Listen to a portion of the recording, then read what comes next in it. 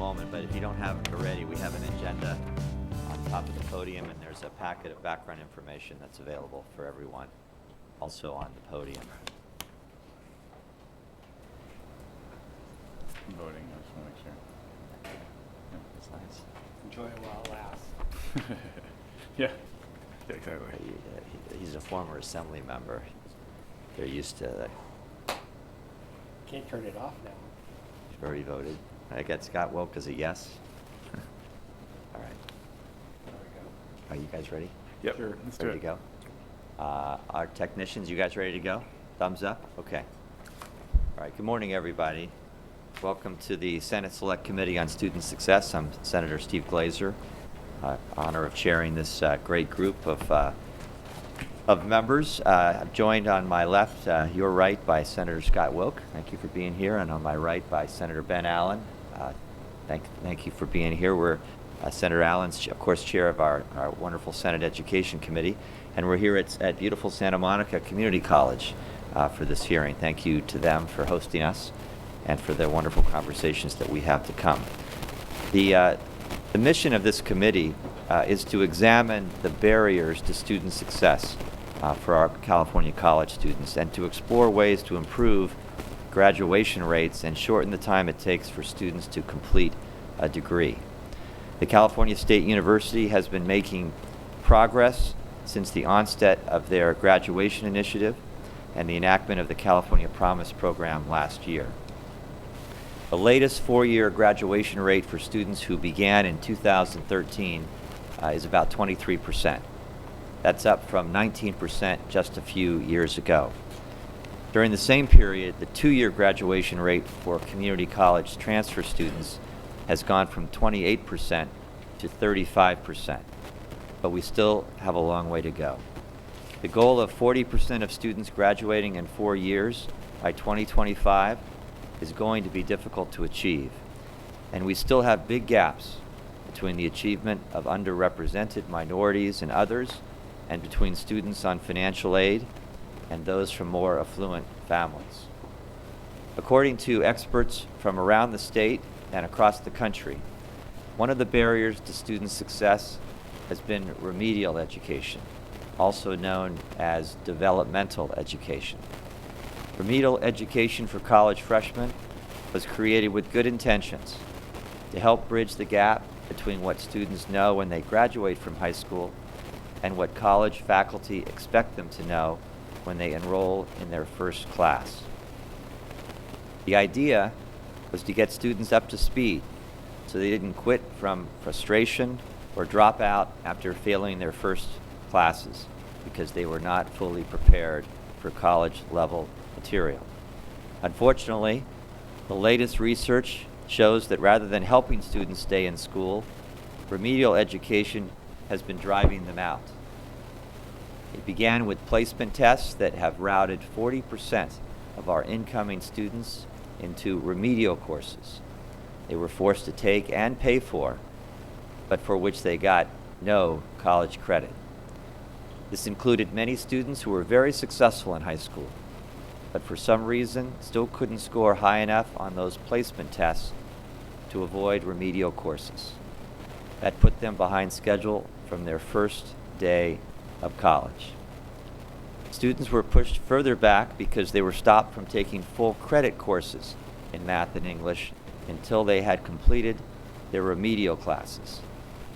Many students, especially students of color and those from disadvantaged backgrounds, never recovered from this slow start.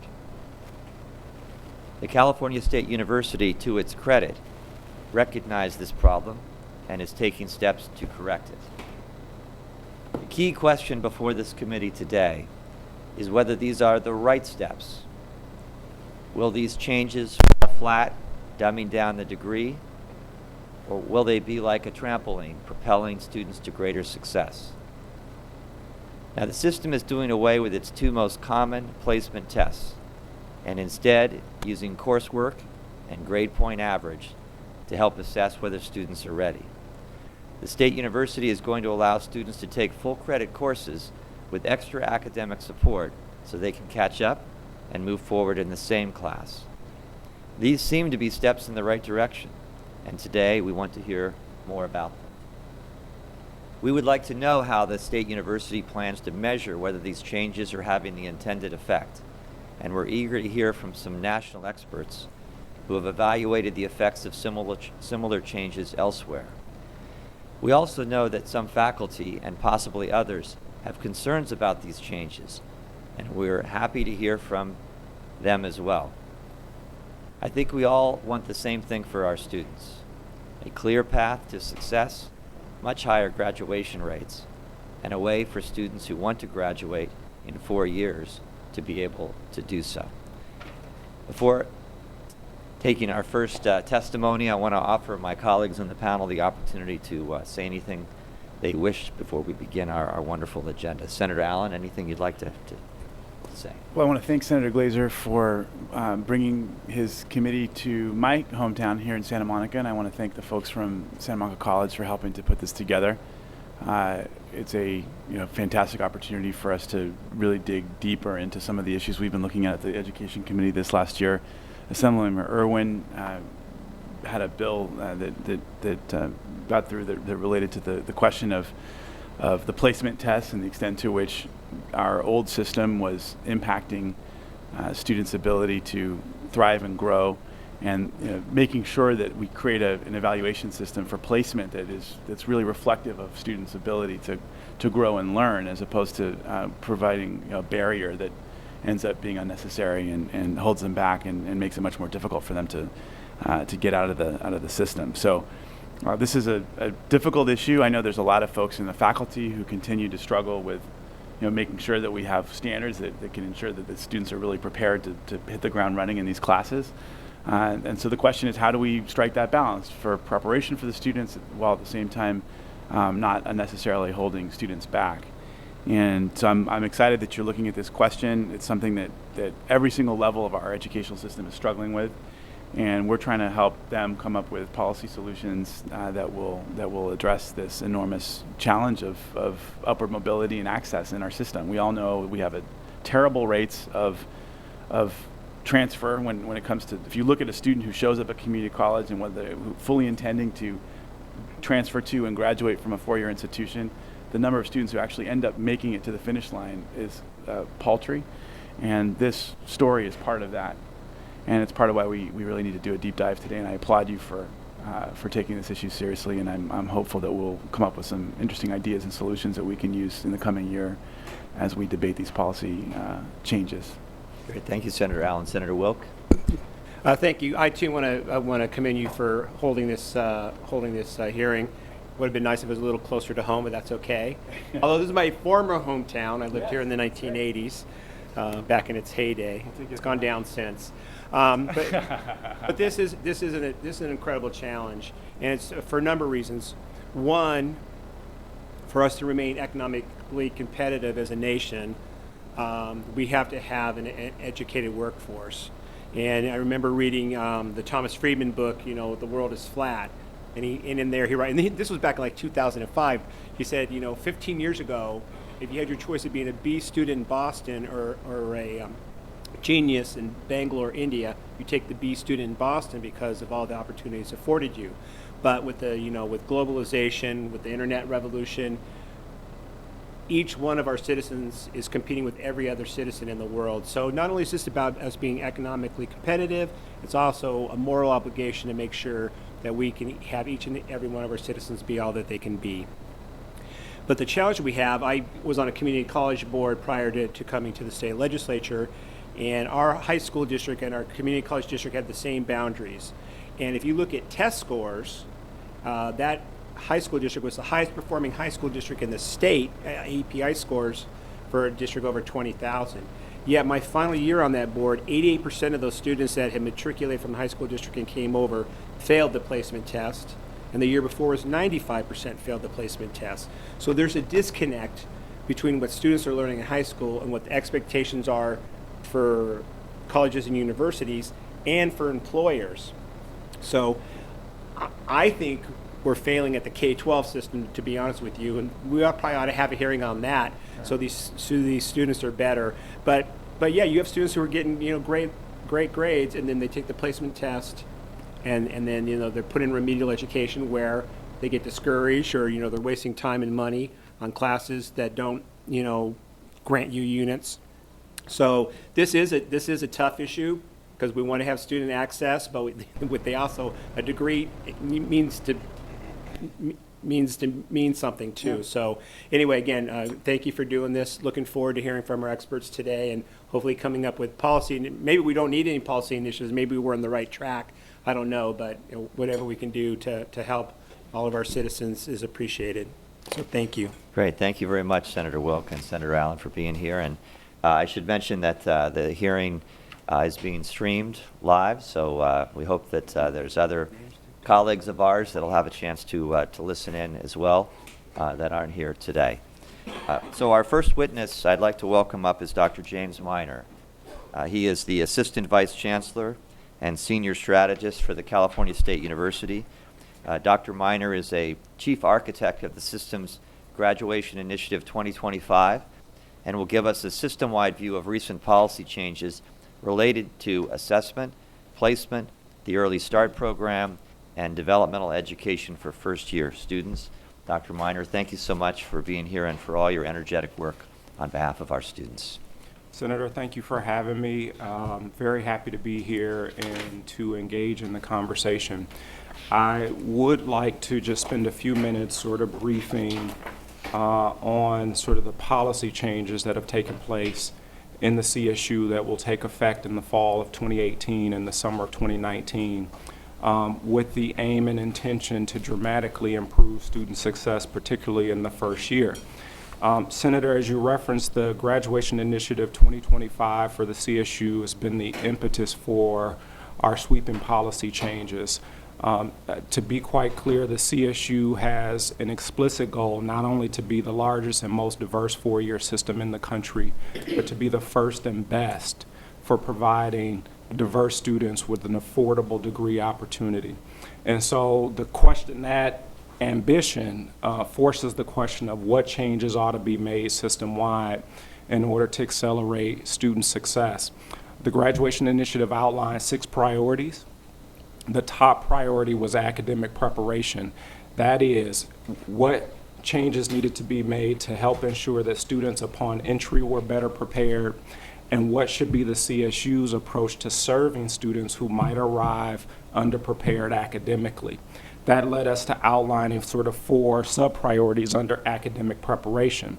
Those were, number 1, to promote 4 years of high school math and quantitative reasoning, to revise our assessment and placement strategy, to strengthen our Early Start program, and to reform developmental education.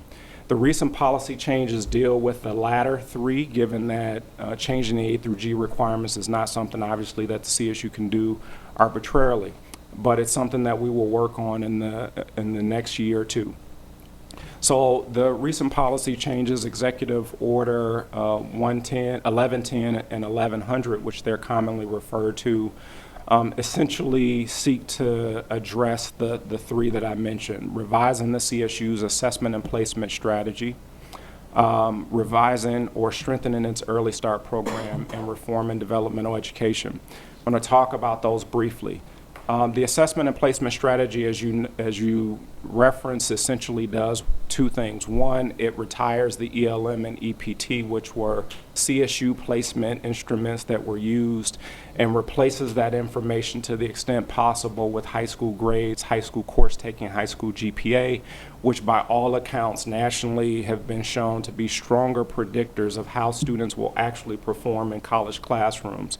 So we think that that will change the distribution of students in terms of their placement in first-year courses to be much more accurate, and to give students a chance on day 1 to earn college credit.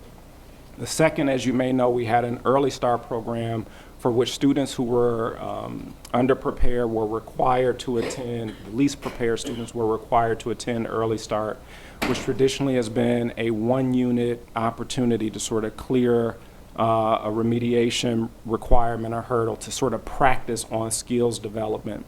The CSU effective summer 2019 Early Start program will be an opportunity for students who are required to attend to earn college credit their first day on campus.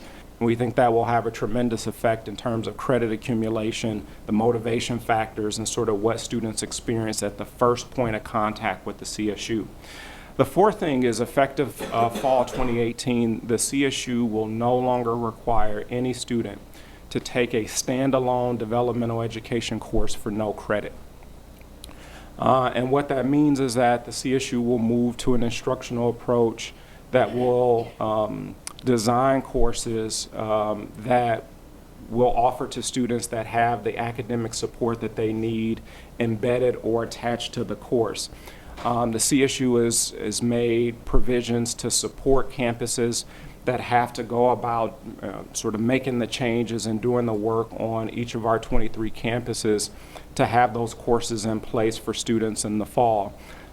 We have repurposed about $10 million to support campuses. Those funds have been delivered to each of our 23 campuses, and we do have an evaluation protocol that is being established that will be in place at the outset to do two things. One is to assess the validity of this new multiple measures or an expanded multiple measures approach for assessment and placement. It will assess the efficacy of new instructional approaches, and it will provide data about the effectiveness in terms of credit accumulation, retention, and completion. So those things are going to be in place at the outset. We will not evaluate these retroactively. On day one, we expect to have an evaluation protocol in place that will not only deliver us information about the effectiveness of these new policy changes and new practices, but also deliver the kind of information that allows us to refine it in out years. The last thing I'll mention just quickly is the consequence of these bold policy changes. Right now, the CSU enrolls approximately 65,000 new students every fall. If you think about this, approximately 25,000 of them are told, congratulations, you've been admitted to the CSU, but you're not ready for college level courses. Go enroll in these courses that don't earn you college credit.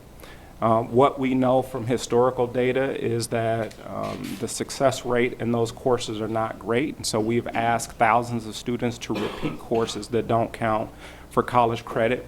For those students who do successfully pass those courses, too often they are no better prepared for the college level courses than they otherwise would have been. So we think this will have a dramatic consequence. The other thing I'll say with respect to our equity agenda, of the 25,000 students that are currently assigned to developmental education courses, for African American students who are admitted to the CSU, 60% of those students are assigned to developmental education, and nearly half of Latino students today admitted to the CSU are assigned to developmental education. The national data are pretty clear. How and where you start has a tremendous consequence on whether or not you finish, not how you finish, but whether or not you finish. And so these policy changes, Senator, I think will have a dramatic and positive impact on students, and we're proud to be leading these efforts and look forward to partnering not only with our faculty and staff, but of course the community college partners as well as K-12. Thank you. Great. Thank you, Dr. Miner. I have some questions, and I'm sure my colleagues may have some as well. But first, again, our thanks for the earnest efforts that you're making, the Chancellor White and the whole central office is making to try to deal with a problem that we all recognize is very significant in terms of allowing students to achieve their best goals for themselves and certainly for all of us. Senator Wilk, in his comments to start, was referring to some of the test scores that he has seen from the high schools that are in his area, and then the challenge of these placement tests and the consequences that the academy is not viewing those students as ready. And your policy is going to take those placement tests away. But can we spend just a couple minutes looking back at that and trying to understand this disconnect between these very capable students, not only coming from Senator Wilk's district, but from all of ours, who seem to have done everything right. They've taken the classes A through G, they've gotten the grades, they've gotten the test scores to be admitted to one of our great universities, and yet the Academy feels that they were deficient.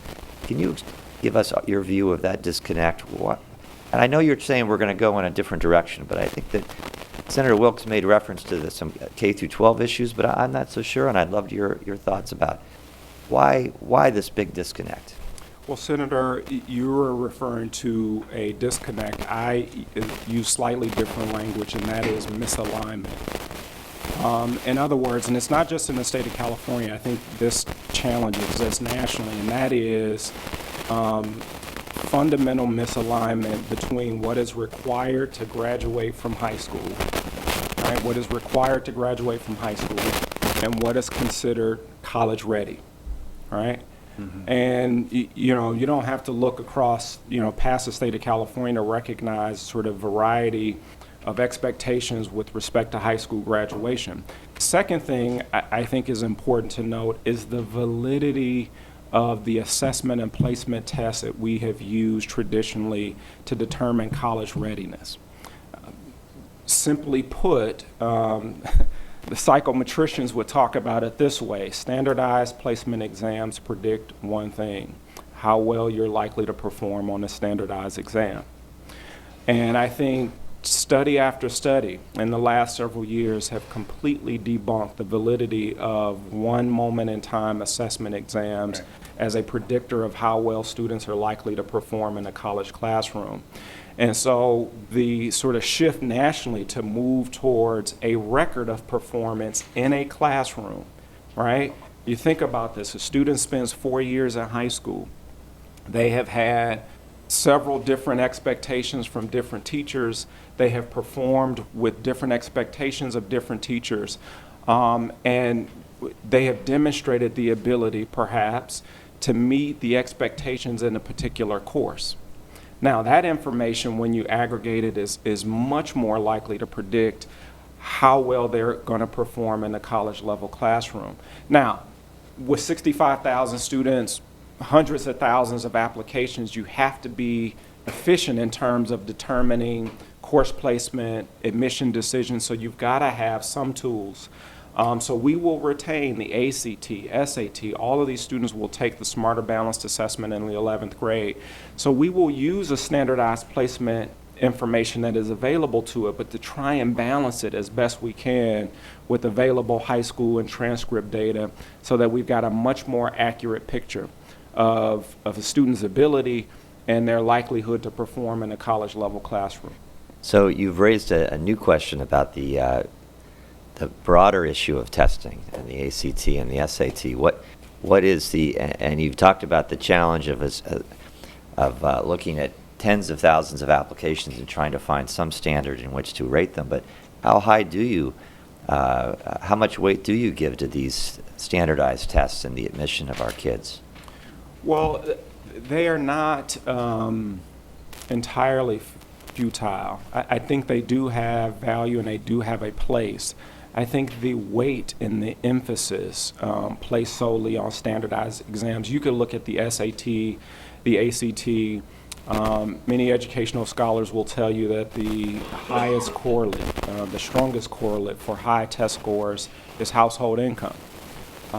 We have known that for several years, so I think it is not to sort of throw out standardized placement exams. I think the goal for us is can you progressively become smarter and more sophisticated in terms of how we use them in collaboration with other available data. Got it. But what is the current weight given to standardized exams in the admission to the state universities? Well, so the CSU admission requirement for, in most cases, the ACT, SAT are not major factors. For students who meet the current A through G requirements and clear the CSU admission hurdle, those are not major factors in the admission decisions. The information primarily has been used for course placement, not necessarily for admission in the CSU. Okay. So you mentioned that on the question of how are you going to assess whether these changes are working, that a credit accumulation is one of the standards that you're going to look to. So does that mean that if you get a passing grade in the course, that's really the key element of determining whether this change is successful? If those students who were deemed academically ineligible in these areas take those courses with the enhanced advising and support, and they get a passing grade, is that the basic standard of success? Correct. So think of it this way, Senator. If I'm a student and I'm admitted to the CSU, and in my first term, based on our current assessment and placement strategies, I could be relegated to 2, if not 3 developmental education courses, which means I'm going to spend 3, 6, 9 units of my financial aid eligibility, and assuming I pass those courses for any of those 9 units. In a new policy environment, you take that same student and you place that student in college level courses with adequate support, a wonderful design. That student is going to earn college credit towards their degree. So what we mean by credit accumulation, if we look at students at the end of their first year, we're going to ask the question, pre and post, right? What percentage of our students, right, have earned 30 at least units towards their degree? And it stands to reason with this kind of policy changes, we're going to have a significant increase in terms of credit accumulation for students who simply otherwise would not have earned credit towards their degree. So that's the way to evaluate whether this change is working. It's one way. It's one way. And then how, if you're a student that's been identified as needing this extra help in a classroom, I assume filled with other students, some of which don't require that extra need. So you're going to have to differentiate that student in that class, provide them with some enhanced help, which you're developing now. Yes. And you're not concerned about the impact on the overall class environment for having this mixture of students who need the extra help and those that don't. So let me just say 2 things quickly. One is that the executive order and the position of the Chancellor's office has stopped well short of determining for campuses what the curricular design or the instructional approach. So we're going to leave that entirely to faculty to determine sort of what the best instructional approach is for the students that they serve. What we have tried to infuse into the conversation is what we're learning around the country about the instructional models that actually have consequences and benefits for students. So on some campuses, quite honestly, Senator, based on the assessment of academic needs, some students could be commingled, is the terminology that's used, with other students who don't require additional support.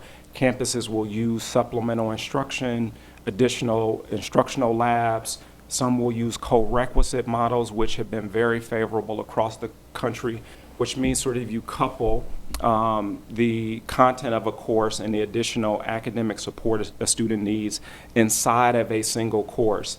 So all of those instructional approaches will be available to faculty as they go about determining sort of what the approach is that may be deemed most effective for the students they're serving. You can imagine across 23 campuses, student populations can vary quite significantly, as does the needs for additional academic support. Fantastic. My colleagues, questions? Senator Allen, Senator Wilk?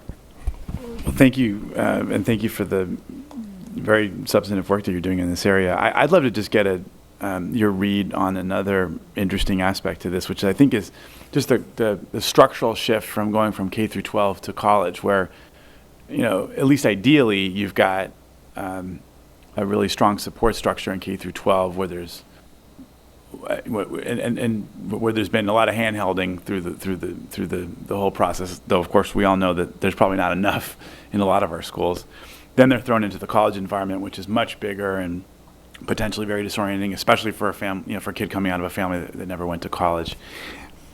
So what are can we talk a little about some of the soft skills associated with that transition and the challenges that kids have? Yeah, I think it's an important counterbalance to any policy changes or major sort of instructional changes. The CSU's approach to this has been to focus on data-driven decision-making and more sophisticated advising ecosystems so that students are not lost upon arrival. So that students are perhaps in some cases not allowed to drop a course at Starbucks at 11:30 at night. The question for us is, how do we have the real-time data and information of students and the infrastructure to provide them the kind of support and advice they need to be successful, again, particularly in their first year, and particularly for students who come from underserved communities or may be the first in their family to go to college. It is an important variable. All of our campuses have developed student success plans.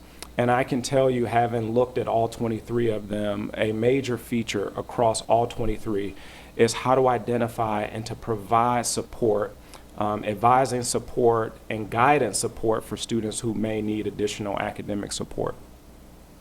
I mean, is the system, though, too big for so many students when they get to these enormous campuses? And I mean, I can imagine it's very disorienting coming from a smaller high school environment to a big CSU campus. And I just, at least from the data I've seen and a lot of anecdotal stories, that so many students end up falling through the cracks in that transition. I understand you're working hard to try to put in place structures, but I guess from your perspective, it's just about trying to make sure you have more touches and more infrastructure, counselors. Yeah. So let me just say, I don't think that the issue is the size and magnitude of the environment, although it's a challenge. And let me tell you, the last year or so, I spent time visiting as many orientation programs as I possibly could, just to be really close to what the experience is for first-time students and their families who show up to orientation. It is a tremendous amount of information and stimuli to take in, right, in your first week, and you're excited and you're nervous. The key factor, I think, Senator Allen, is the infrastructure on campuses to not allow students to be lost or to fall through cracks. And that is what I'm referring to as sort of an advising ecosystem, to be able to identify students who may need additional support early, to be able to track them through their first semester and their first year of college, and to be able to intervene in real time, not after they failed 3 courses, not after they didn't get the help they need, but to be able to intervene in real time to provide the support to students that keeps them enrolled, of course, throughout their first semester and their first year. And that is it's a sort of a shift that I think a lot of colleges and universities across the country are undergoing. It used to be the case that you arrive on campus, you departed or you dropped out, something was wrong with you, you weren't motivated enough. But I think what you see is for CSU campuses for sure is taking a greater responsibility for what happens to students from day one until they cross the commencement stage. Good. Yeah. Senator Wilk, any questions? Sure. Thank you for your testimony, by the way. So I'm now going to adopt your misalignment, because actually I think that's a better description.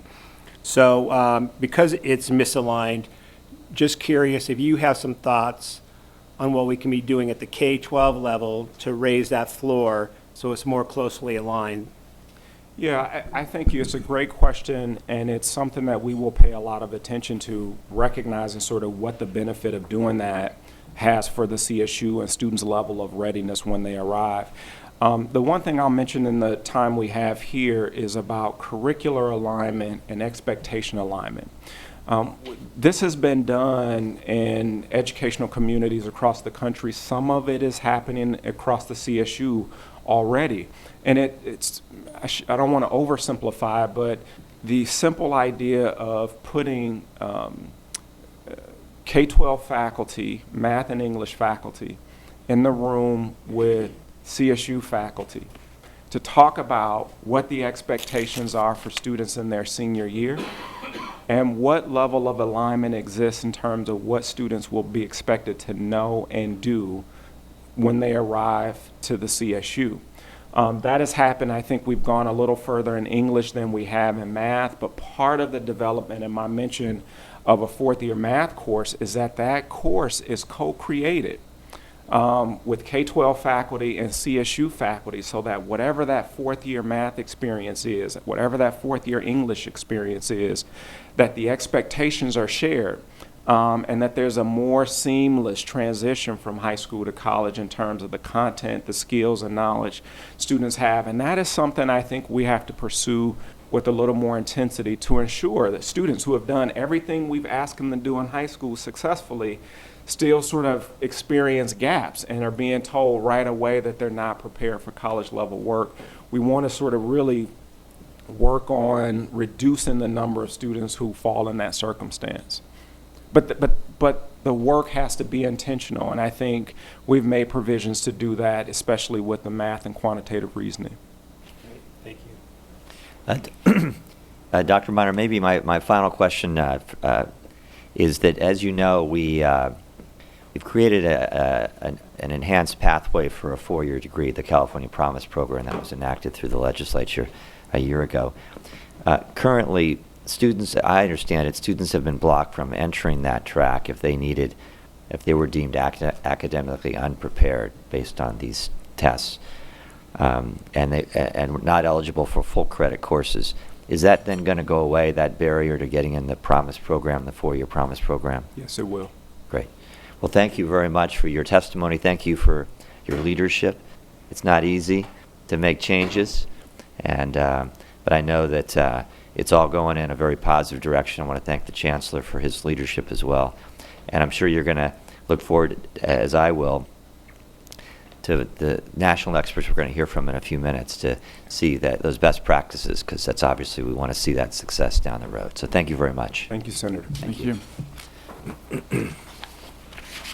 Okay, next up we have some wonderful folks who have traveled across the country to share their views with us that we're going to hear from. The first up is Laura Jimenez. She is the Director of Standards and Accountability at the Center for American Progress, a think tank based in Washington, D.C. Laura is a former special assistant in the Office of Elementary and Secondary Education at the United States Department of Education, and she's the lead author of a study that has found that students nationally spend $1.3 billion annually on remedial courses, and those who take them are less likely to graduate. Ms. Jimenez, thank you for being here, and we look forward to your testimony this morning. Great. Thank you for inviting me. Can you all hear me okay? Yep. Mm-hmm. So, thank you for that introduction. I'm so happy to be invited here to speak, especially because this is my hometown. I went to UCLA, which is just down the road, and you'll see here on the screen a very, my life in bullets. I went to Azusa High School just down the road, and I am the oldest child of a teenage mother who eventually developed substance abuse issues. And I'm here before you because of a few things. One, I rejected the narrative that we tell about kids like me. I also had a very supportive network of adults in my family and in school. And in some ways, I also got lucky. But I had an okay GPA of 3.1. I was an honors student. I participated in student government. I was active in sports. And I even helped out my fellow students as a peer mentor. And I eventually made it my way to UCLA in 1994, and I was placed into remedial math and remedial English, and participated in a summer bridge program where I passed out of my remedial math and English courses on the first try, which you all know, I'm sure you're familiar with the data, that doesn't happen very often. And I went on to graduate within 4 years while working 30 hours a week. So I made it, but I firmly believe that I made it in spite of the system and not because of the system. And I know that you all are here because you want to create a system that actually helps students like me and others succeed.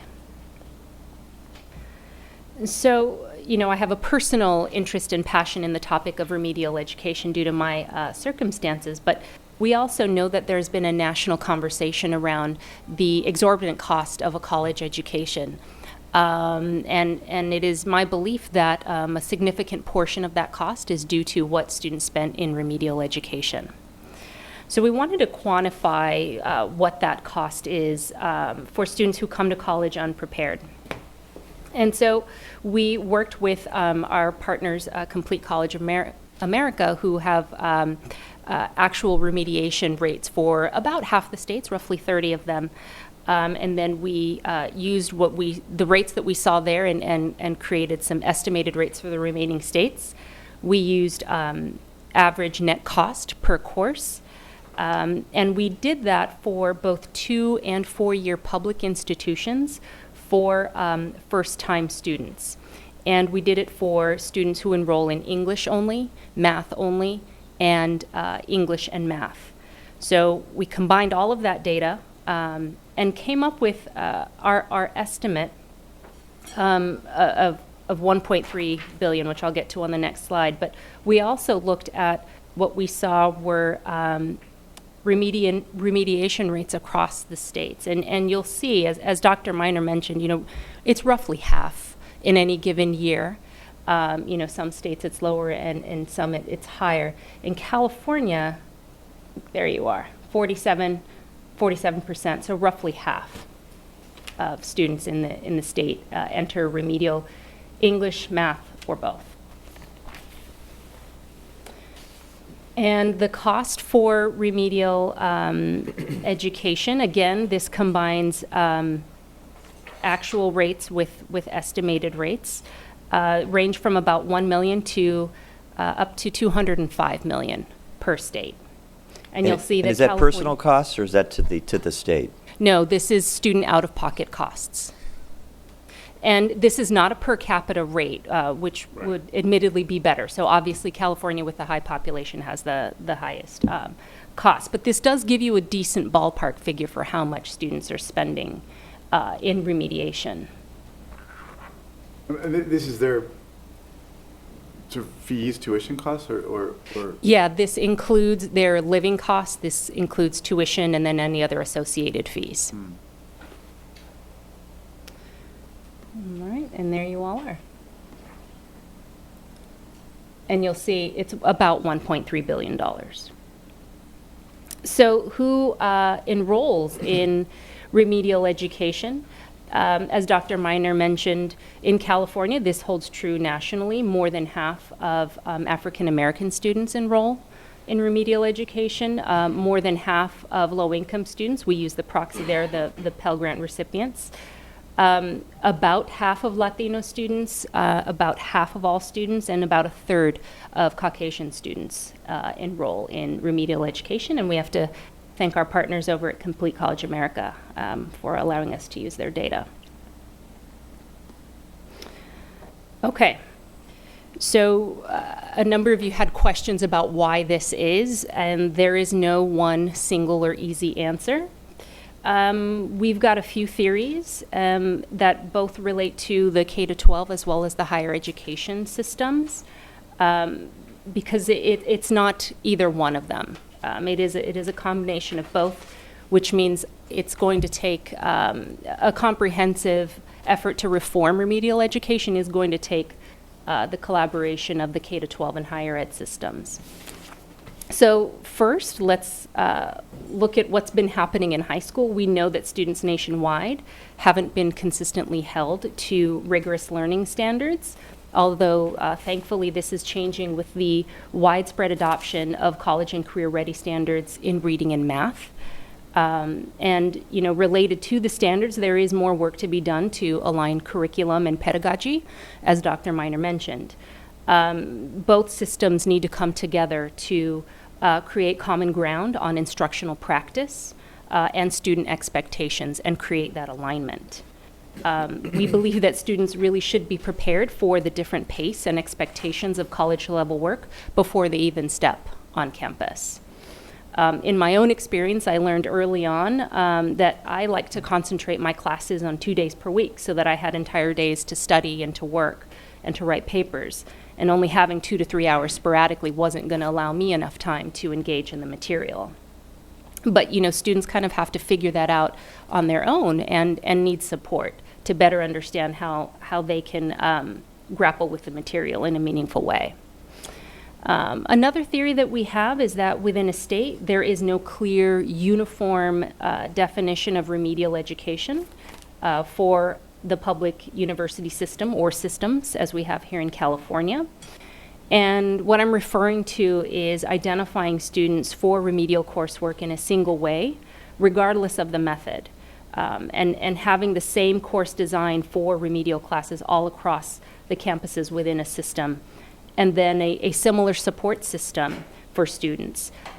Because as you all probably know, students are highly mobile within California. They can go from one community college to another in the course of a single year, and having different expectations at different campuses is confusing for them. So they may have taken some content that doesn't count at their new campus, and they're kind of having to start all over again. But we also believe that in order to truly reform remedial education, you've got to pay attention to all of the elements that you see here. It's not just a higher education issue, but the K-12 system also has to be involved. And when looking at changes, consider looking at placement systems, support systems, and how courses are designed for a comprehensive approach. So, in terms of expectations at the K-12 level, California really is on the right track. California is on its way, I believe, to begin eliminating the need for remediation for students that are coming straight out of high school. Because the state has adopted the Common Core state standards and has stuck with their aligned assessments, the Smarter Balanced assessments. We now have 3 years of comparison data for these state tests, comparing results from 2015, 2016, and 2017.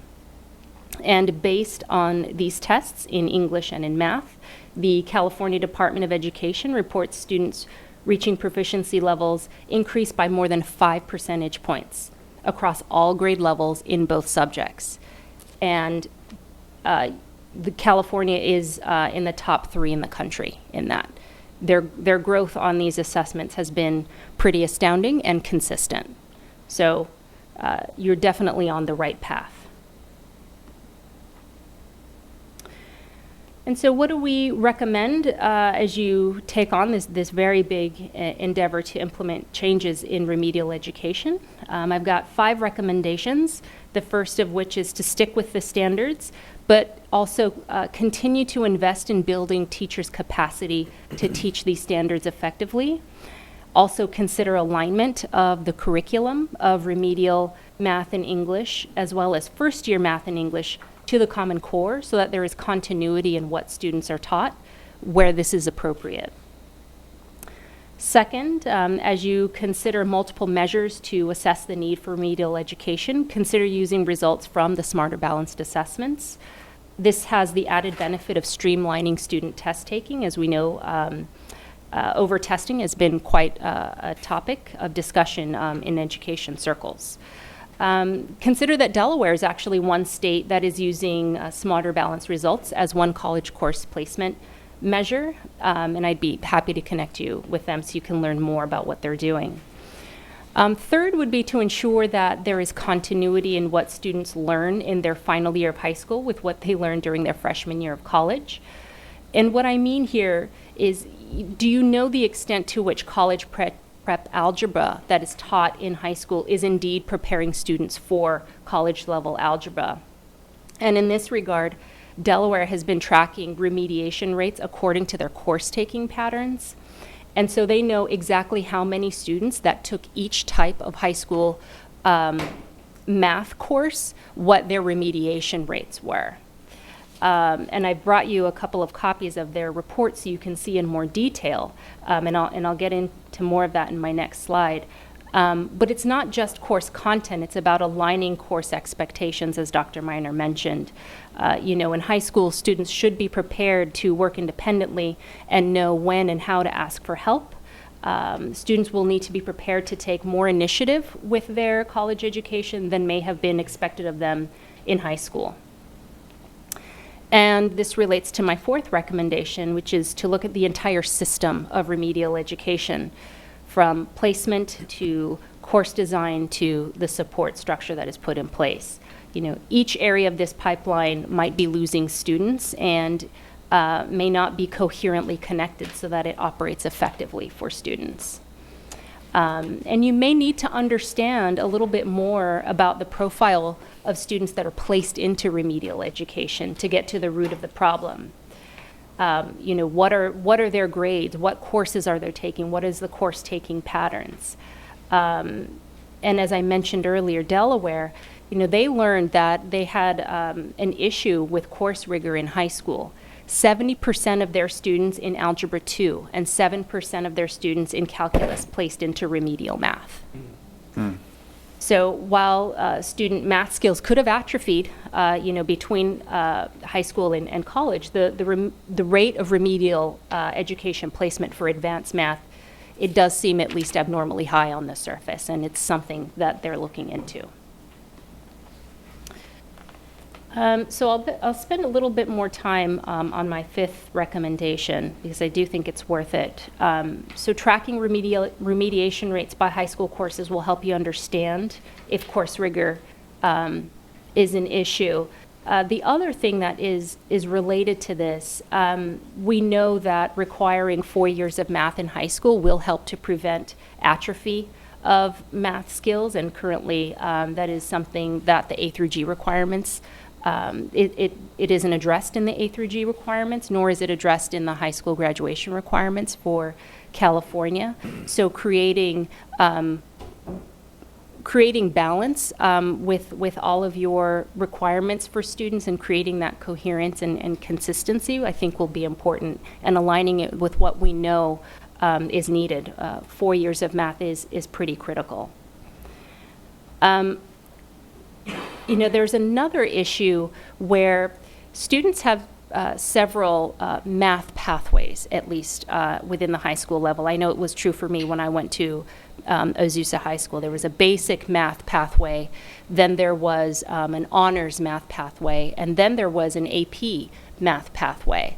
I placed into the honors pathway, and I believe had I gotten a little encouragement and a little support, I could have been successful in the AP math pathway. So look at the data and identify which students with additional support might be more prepared to be able to take a more rigorous pathway when they're in high school.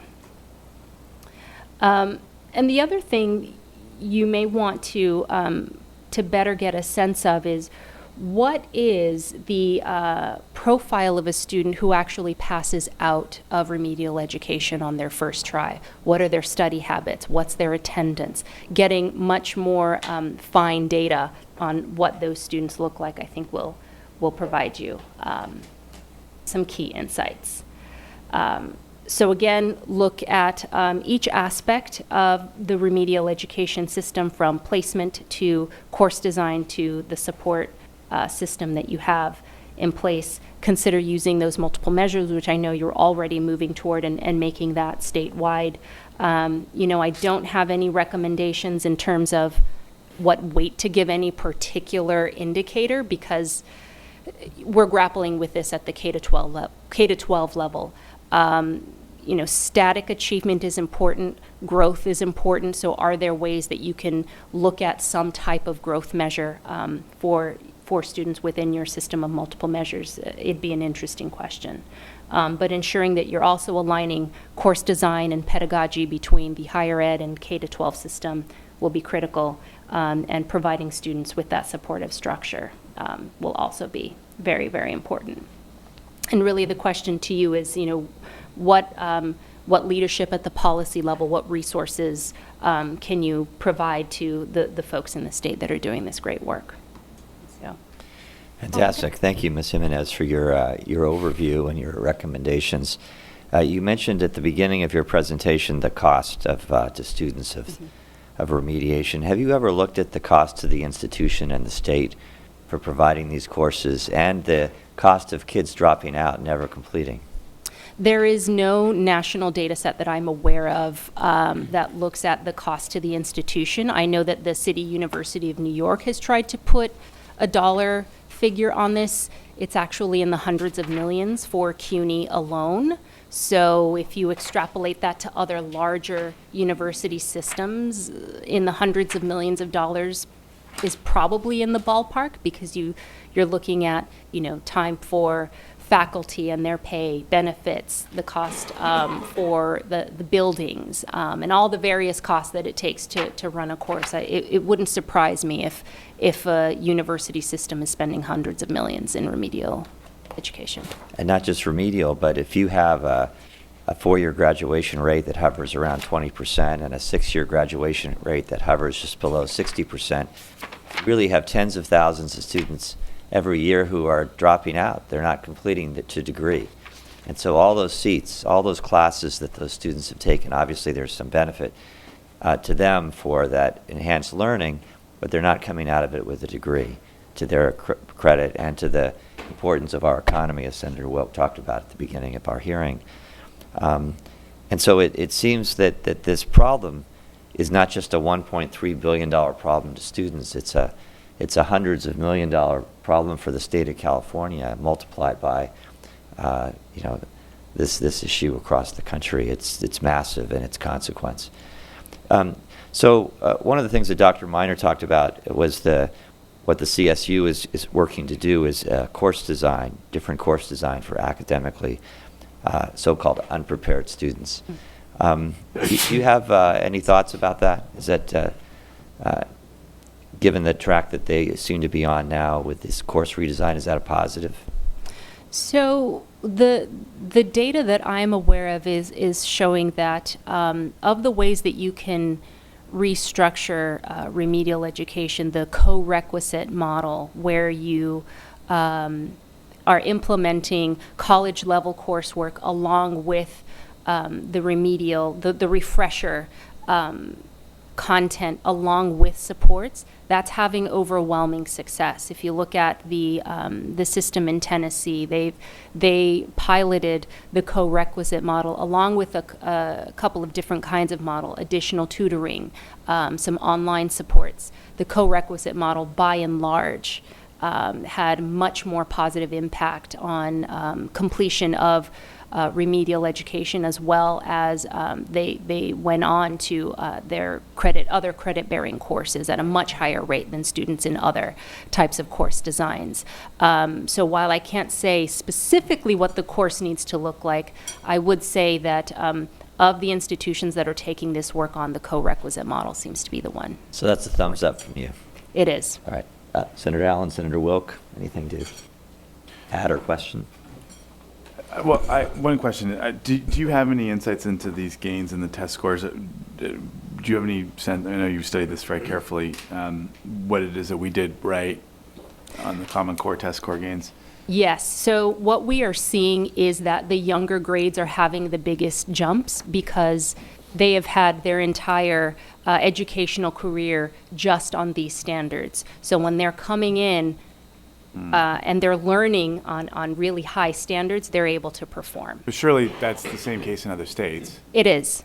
It is. But California is one of the handful of states that didn't switch tests. A lot of other states, due to a lot of things going on within the state, largely politically driven, pulled out of the aligned assessments, developed their own. They had test administration issues. They switched tests, so teachers didn't know what they were supposed to be teaching. But California held constant. And we believe it is that consistency that is really allowing teachers to dig into the content and become masters of it. Thank you for your testimony. So something you shared, and I agree with you, is that you said we have no clear definition of remedial education, and it should be across the spectrum, all three segments of our higher education system. So I'm curious what other states do. I know for me, one of the frustrations, and I think you alluded to it really briefly, you could be even in the same community college district, but it's a different college, and they have different standards under the guise of academic freedom. Now, I'm for academic freedom, but not not to the detriment of student success. And that seems like a lot of these are just arbitrary things that are set up that impede our students. So I'm just curious in terms of what other states are doing on this, because I think this is a problem.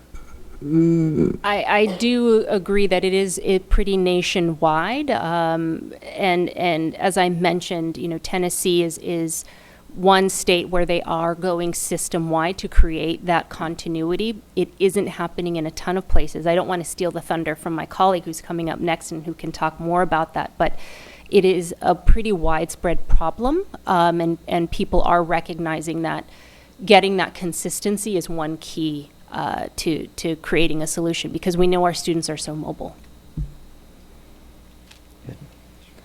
Ms. Jimenez, thank you so much for coming back to California to share your insight and perspective and research. I think that you're right when you talked about how you were able to overcome those barriers, and that's a personal congratulations to you, but so appreciate your commitment to trying to not have those barriers be so large for so many others, and we appreciate your good work. Thank you so very much. much. All right, I'd like to invite up now Bruce Van Dahl. He is a Senior Vice President for Results at Complete Colleges of America. He directs the Co-requisite Remedial Education Reform Strategy for Complete College America. He directs a project that's working with 15 states to build support for students who would otherwise be enrolled in traditional remedial education.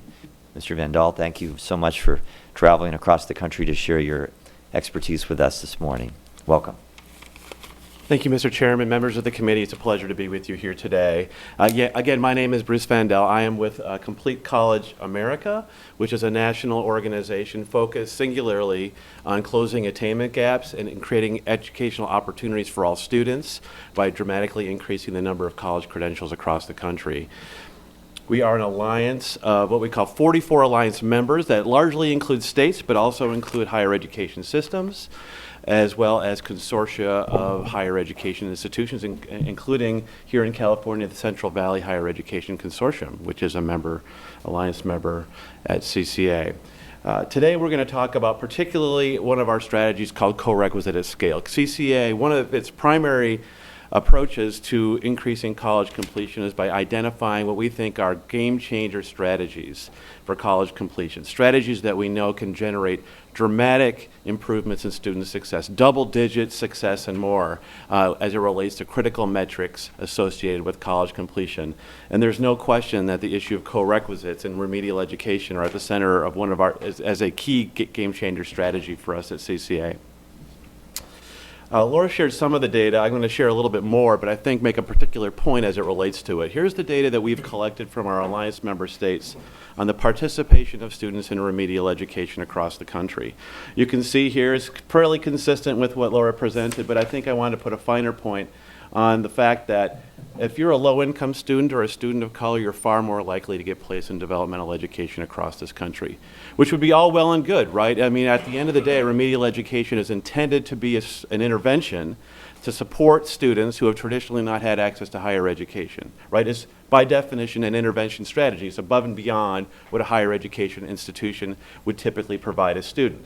So the conversation we need to have is it actually achieving that outcome? Is it actually enabling those students to have the same opportunity and to get the same kind of outcomes that students who wouldn't be placed in developmental education are experiencing?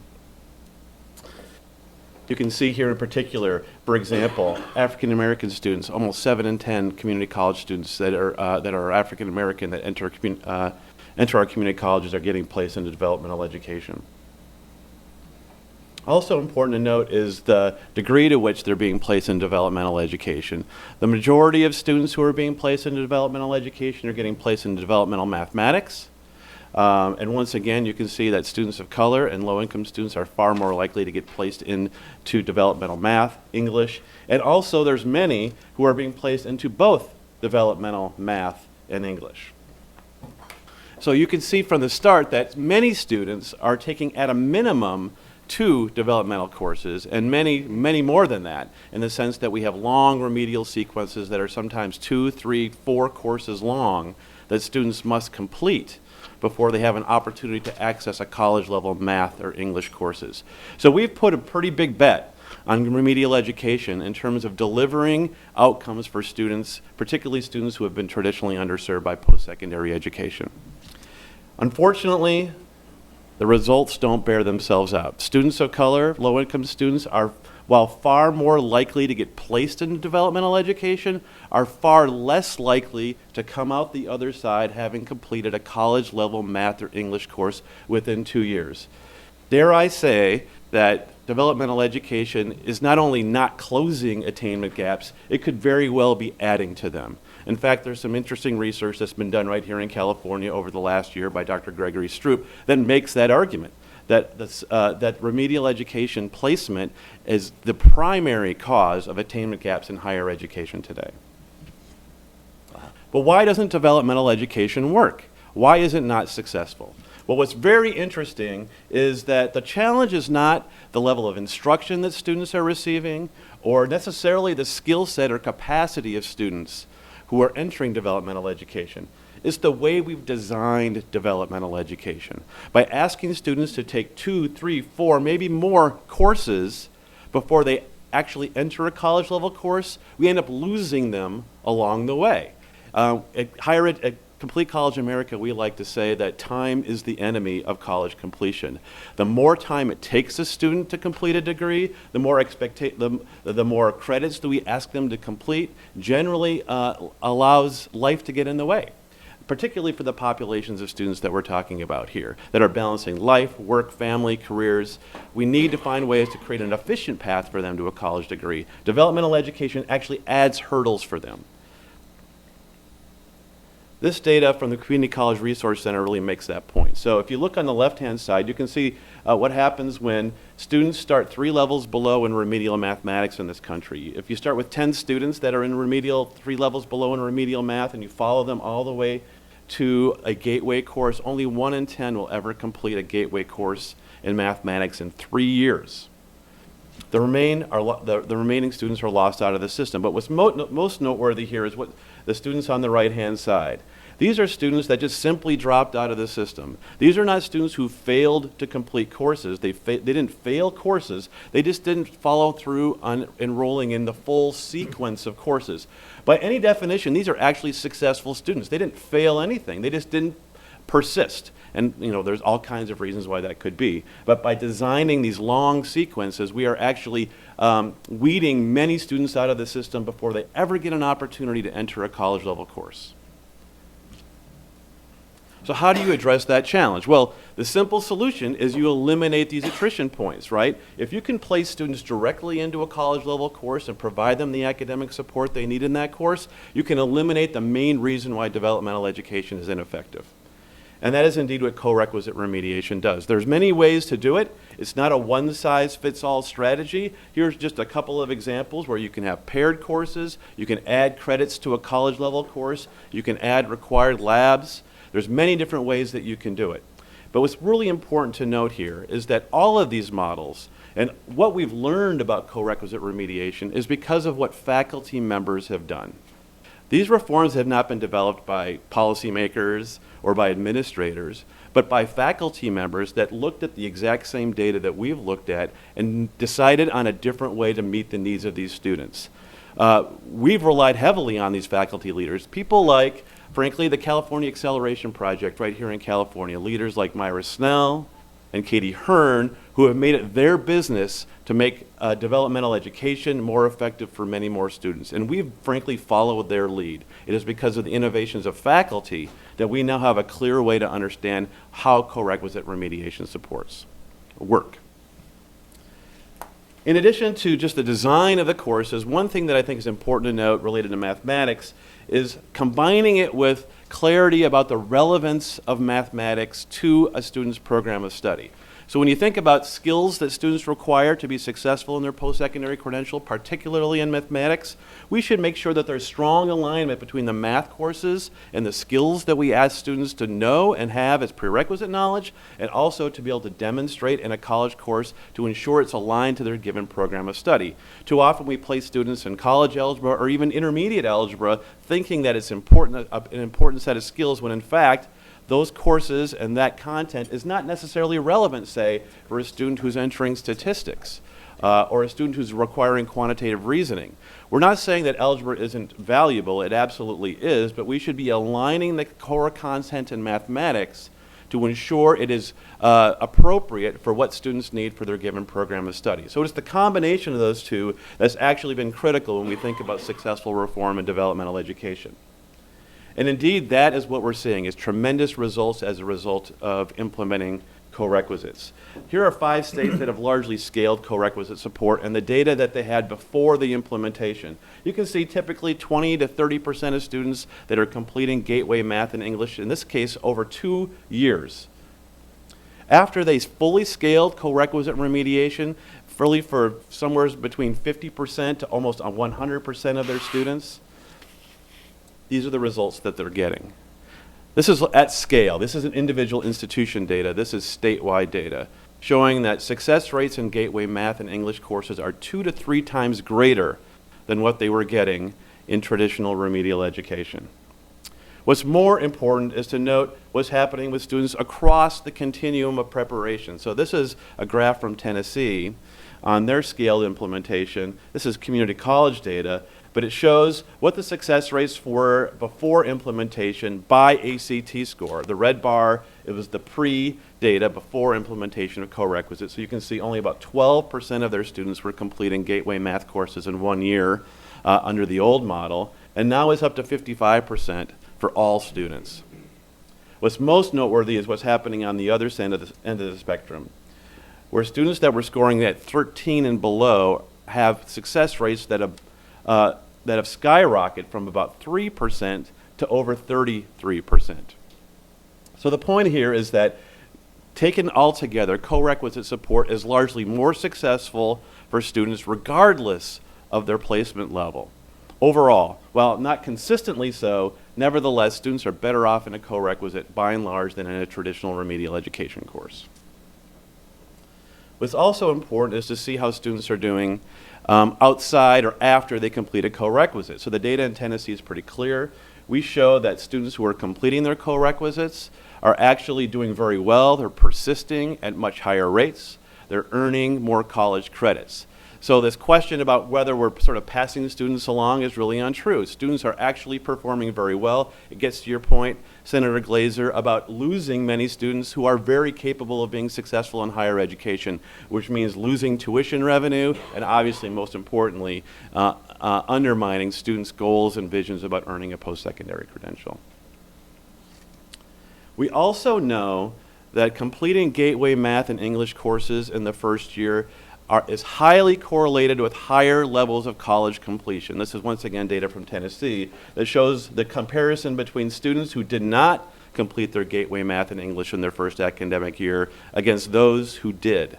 And you can see students who completed both their Gateway Math and English in the first year were dramatically more likely to actually go on to earn a post-secondary credential. So what's important to note here is that this kind of reform is critical to an overall student success strategy. We have more evidence than ever about what kinds of critical benchmarks that students can hit that are highly correlated with student success. In addition to passing Gateway Math and English courses, we know students who earn 30 credits in the first year are highly correlated with student success and completion. And students who start a program of study and enter it in that first year and complete 9 credits in a program of study are also far more likely to earn a post-secondary credential. So when we put it all together and think about a strategy of student success that institutions can implement that includes co-requisite remediation, it might look something like this, where students come on a college campus, they get a clearer understanding of what they're there for. If they don't know exactly what major they want to enter, maybe they select a broad area of study, like a meta major, right? The health sciences, the social sciences. They take the critical math and English courses as well as core program courses in that first year, ultimately entering that program and hitting these critical benchmarks. We know that students who can follow that path are far more likely to earn a post-secondary credential. So we think co-requisite support enables that vast majority of students in community colleges and many students overall in higher education to have that opportunity to hit these critical benchmarks in their first year. If we put them in developmental education, they will not achieve the momentum that we know the data tells us will lead to their success in higher education overall.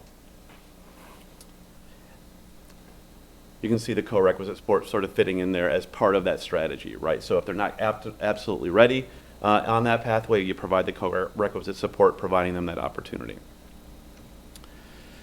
I'll close by just showing you that this is a movement across this country. California has actually quickly moved to the sort of the head of the list in terms of innovation in this space because of what you've done with Assembly Bill 705, ensuring that far more students will have access to college-level courses now by using high school GPA and high school coursework to place them in those college-level courses. But we're also seeing movements around co-requisite across the country. Texas just passed legislation this past year to ensure that 75% of their students who have been placed in developmental education previously will now have access to co-requisites. You can see many other states, as Senator Glazer mentioned, that we're working with that are also moving towards scale here in the next couple of years. So there's no question that we're quickly approaching a tipping point as it relates to this particular reform and the potential it has for dramatically increasing college completion rates. So I'll stop there and see if there's any questions from the committee. Mr. Van Dahl, thank you. The results from some states around the country are literally stunning. The Tennessee numbers are amazing. I'm wondering if you could, and I don't know if you're familiar with how Tennessee phased in their program. I don't think there's a conflict among constituencies about the problem. But there is some concerns that have been raised about the process that the system is going through to try to change or reevaluate, and there's some concern about the ability to phase in co-requisites. Sure. I believe that it's a 19 phase in. Is that right? Fall of 19. Fall of 2018. Fall of 2018. I thought that was when you couldn't use placement tests anymore, but that's actually the phase in of the co-requisites. Dr. Weiner's sharing his thoughts from the back. Thank you. Can you talk about how Tennessee phased in their co-requisites? Are you familiar with that? Yes, I am, Mr. Chairman.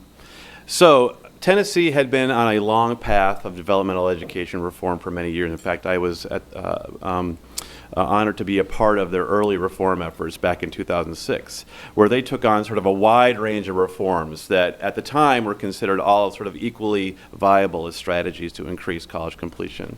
But over time, it became increasingly clear that co-requisite sort of rose to the top, just as Ms. Jimenez mentioned, as probably clearly the most effective strategy. When new leadership came in the Tennessee Board of Regents, they quickly said and made a commitment to scaling co-requisite across the system.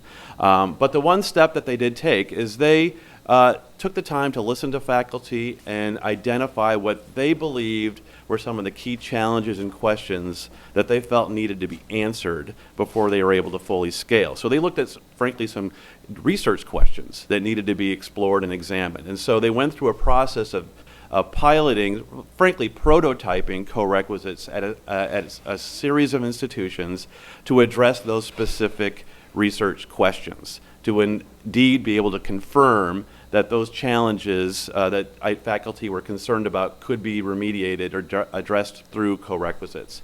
And once they actually went through that process and then indeed found that co-requisites were able to accommodate the students that they had concerns about, it was at that point that they made a commitment to scale. But it was always focused on the premise that they were going to scale, but to address just key challenges that they felt needed to be confirmed before they decided on a particular strategy to do so. So Tennessee probably took 2 years fully to be able to get to scale, but it was a fairly rapid process from that point forward. Once they decided that it was the way to go, it was implemented the following fall at scale, 100% of all students. 100%. Mm-hmm. And that seems to be the track that the CSU is on, is to give it a year to prepare those course redesigns. Is that your sense of it? Is that too fast, too slow, or seems to be about right? Well, Mr. Chairman, I mean, there's sort of two ways of looking at this. One is you want to be respectful of sort of how it is that you can move faculty to a point where they have high buy-in and commitment to the reform. I will tell you that there have been examples where too rapid of implementation has created maybe a lack of fidelity to the actual implementation of the reforms. On the other hand, those examples took place at a time where we didn't have the solid evidence that we have today. We're at a point now where it's really hard to argue against co-requisites as as a viable and effective strategy for students. So I guess what I would say is that I want to respect the culture of a campus and the leaders that are involved in that reform, and them make the best judgment based on what they think makes the most sense. There's not a specific recipe that says that you need 2 years or 3 years or fewer than that. It's really about how do you get the buy-in and the commitment of all involved to really implement the reform with fidelity. Thank you. And we're going to be hearing from the faculty in a few minutes to get some of their thoughts. One final question for me is that your report suggests that students may need more time and help to in the co-requisite courses over 2 semesters versus 1. I think the CSU model may be for 1, but do you want to speak to that in terms of the success rate and having it implemented over 2 courses, or a full year, versus 1 semester? No, Mr. Chairman, let me be clear. Actually, we do advocate for a single semester solution. Oh, you do? Yes, absolutely. We think that's the most effective way. It eliminates any attrition point. By even extending a single course over 2 semesters, you're still introducing an attrition opportunity for the student, right, that they won't return the next semester to complete the course. So we strongly advocate for single semester solutions when it comes to co-requisite. My misunderstanding, and thank you for clarifying that. Senators, any other follow-up points? Yeah. Senator Allen. Well, one thing I wanted to ask about, do you have any data about how much this sort of integration system impacts the other students? I noticed that certainly 3% versus 33% is an enormous delta, but that still means that 2/3 of those students are not succeeding, those ones who came in with particularly low test scores on the far left of your Tennessee chart. So, for even at the best, you've got a big portion of the students there who are coming in and are not able to succeed, even though they are, participating in this program. So that's a challenge on its own. But in addition, you got the challenge of a teacher trying to teach to an enormously diverse class with a whole chunk of students for whom this is a better system, but they're still not succeeding under it. Can you talk about some of those challenges and the extent to which it may be a challenge for faculty and the extent to which it may be impacting other students as well in those classes who are struggling to succeed as well, but have perhaps a better chance of success than those who are at the lowest end? Sure, Senator. So the way that the most effective models of co-requisite are designed is that the college level course does not change in any meaningful way. Sure, there is a wider range of students potentially in that class, but that course is taught or should be taught as it always has been taught. The real innovation is what happens either before or after that, when the subsection of students that have been identified in requiring academic support are getting that additional attention, right? So we don't see any reason why the college level course should be any way affected. The students that are in that classroom have really no idea that some students are getting additional academic support, and that's not being communicated to the students. The faculty member has no expectation that they necessarily even change the way that they teach that course. It's what happens either before or after that course when they're providing the more targeted, customized academic support to these students in terms of how it's been, how this instruction has been delivered. And so we have no evidence to suggest that it actually has had a negative impact on the students who are in those classrooms. And we also have plenty of evidence to suggest that students who complete the co-requisites are going on and being very successful in subsequent courses, particularly in mathematics. So students that say are in a college algebra co-requisite and need to move on to a pre-calculus course are actually performing very, very well in subsequent math courses. So that suggests that the rigor of the college level course has been maintained, right? That the students who are completing are actually going on and successful in subsequent courses, which suggests that we're not actually watering down the curriculum in any meaningful way. Okay. That's certainly good to hear. Can you talk about, and maybe when we hear from the faculty, we'll get more insight into this, but do you have a sense of, in terms of cost and, for lack of a better word, burden on the on the infrastructure of the university, the course load impact on faculty, that this is comparable to what we had before in the old remediation system, or is this placing an additional burden, additional cost on the system? Perhaps totally worth it, by the way, but it certainly seems totally worth it from your data. But can we get a sense of how this is impacting the system and costs? Sure. Senator, we do have some idea of what the impact of this has on institutions. Tennessee, along with the Community College Research Center, did a study that looked at the cost of implementation, but also sort of the return on investment to that implementation. And they found that indeed there are some upfront costs to designing the reform. There is also a challenge in terms of offering more college-level sections, right? You have many, before there were students that were never going to find their way into the college-level course. Well, now they're, by default, are being placed in these college-level courses, so you have to offer more sections of Composition 101 or quantitative reasoning or statistics, where before these students would have never found their way to that course, and therefore you didn't have to offer as many sections, so you have to find qualified faculty that can teach those courses. So there is a cost associated with it.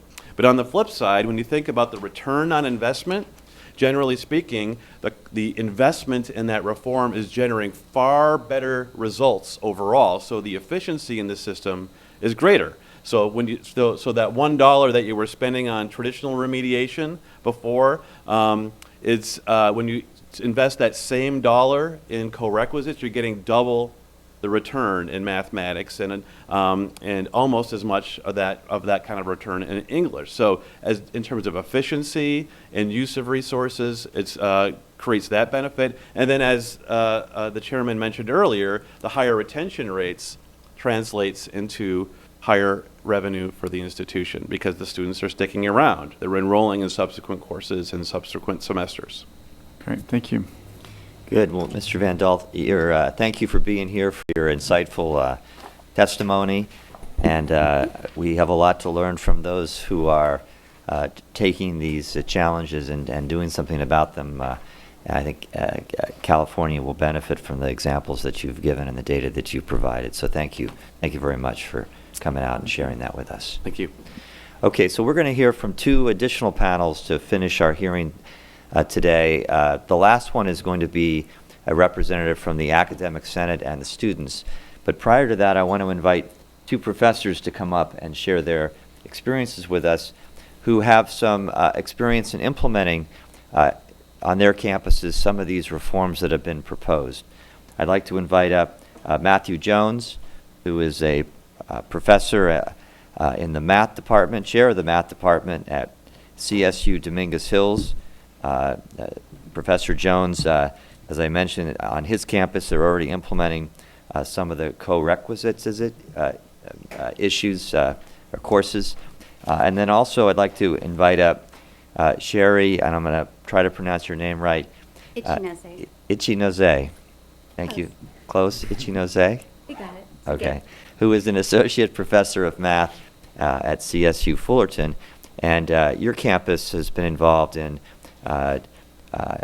innovating in the math requirement issue. Is that right? And we look forward to hearing from you. But let's start with Professor Jones. Thank you for being here, and we look forward to your insight. Thank you for the opportunity to appear today. As you said, I'm the chair of the mathematics department at Cal State Dominguez Hills, which is not too far from here. I have a PhD in mathematics, but I've spent my career as a professor researching mathematics education. You could have picked me out as the mathematician in the room because my shirt looks like graph paper, by the way.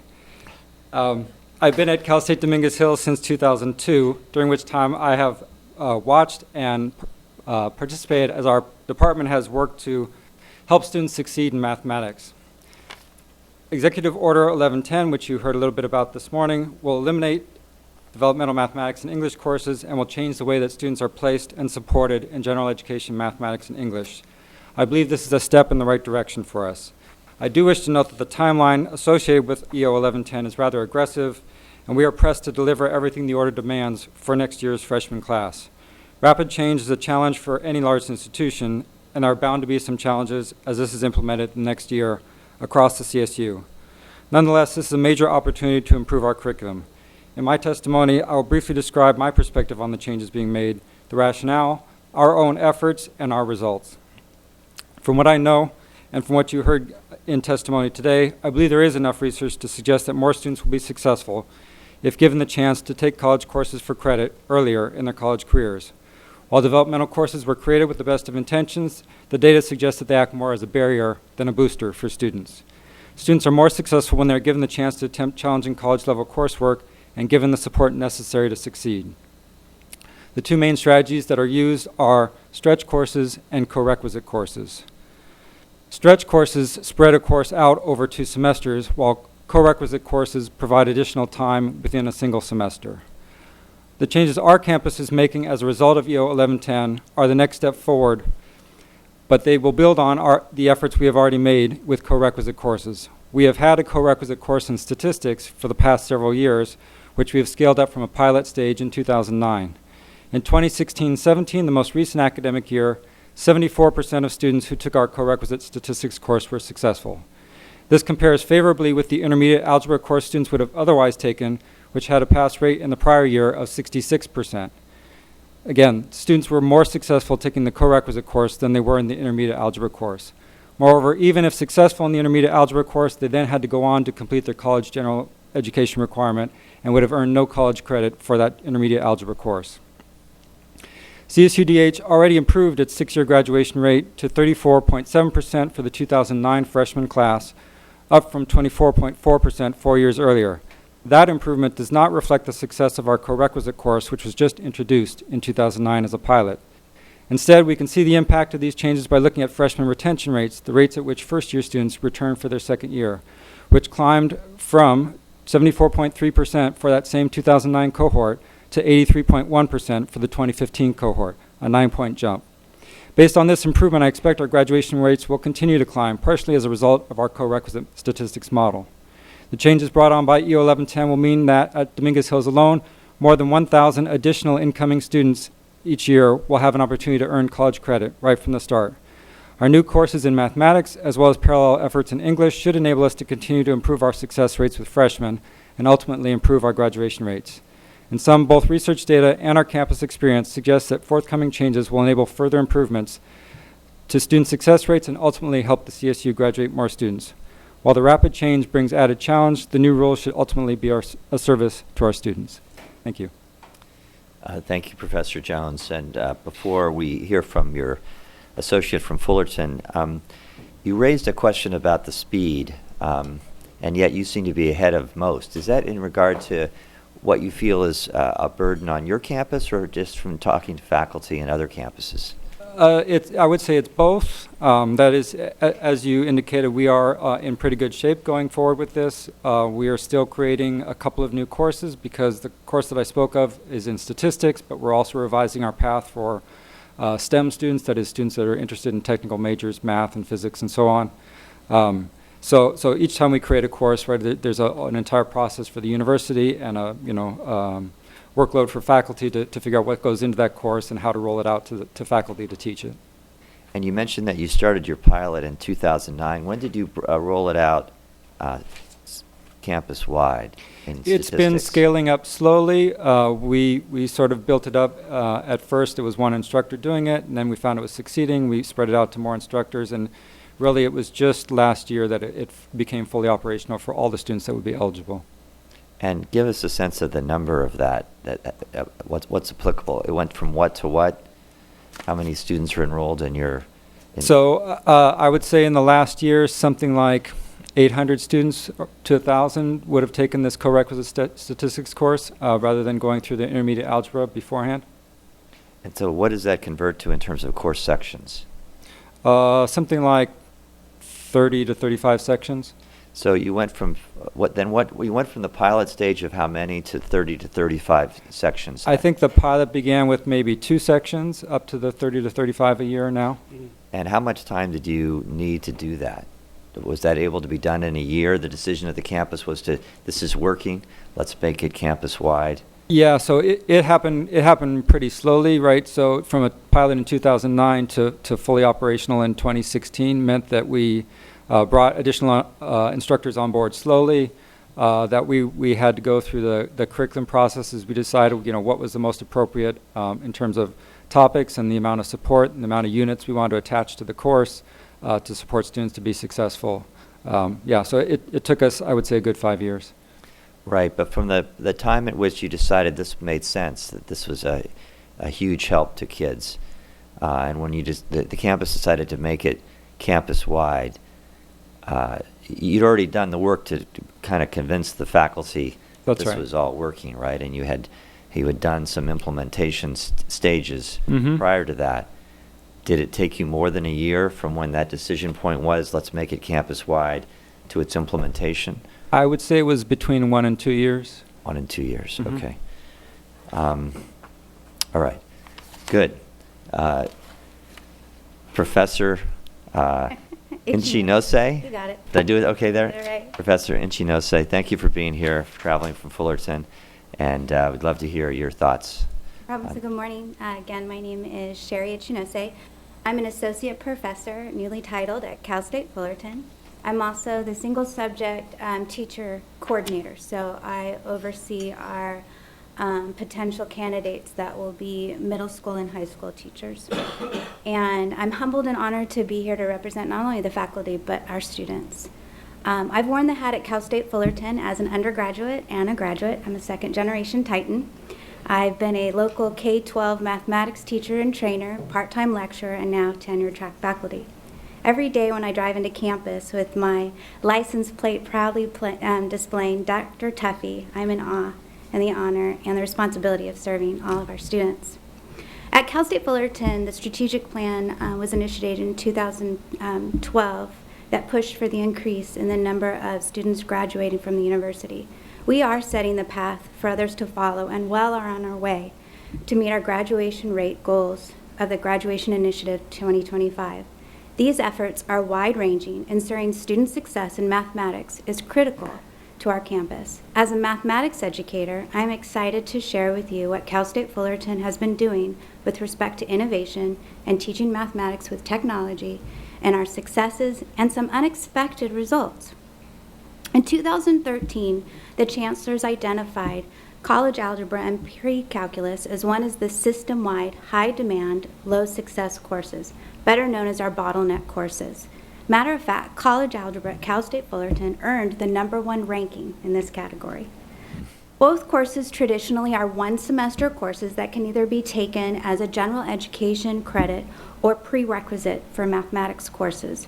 Some courses, college algebra is a prerequisite to pre-calculus. We have 2 strands that leads to 2 different calculus bases. I believe that students, it's more about their mindset of what they feel they can do in mathematics, as well as the content, and working with students and changing that mindset helps produce that success in those classes. So through the Chancellor's Office, the CSU Course Redesign Program, Cal State Fullerton, we received some funding to redesign our college algebra and pre-calculus. This program provided professional development. It also provided release time and technology funds for us to innovate our courses as they are and provide students with perhaps alternate ways of learning. Remember, we have 21st century learners. It's not a typical classroom where you sit in rows. Students now are learning with mobile devices, and so I'm implementing such devices in my classroom in order to encourage student success. So I implemented what's called the flipped classroom. So I've created interactive modules where the students engage prior to class.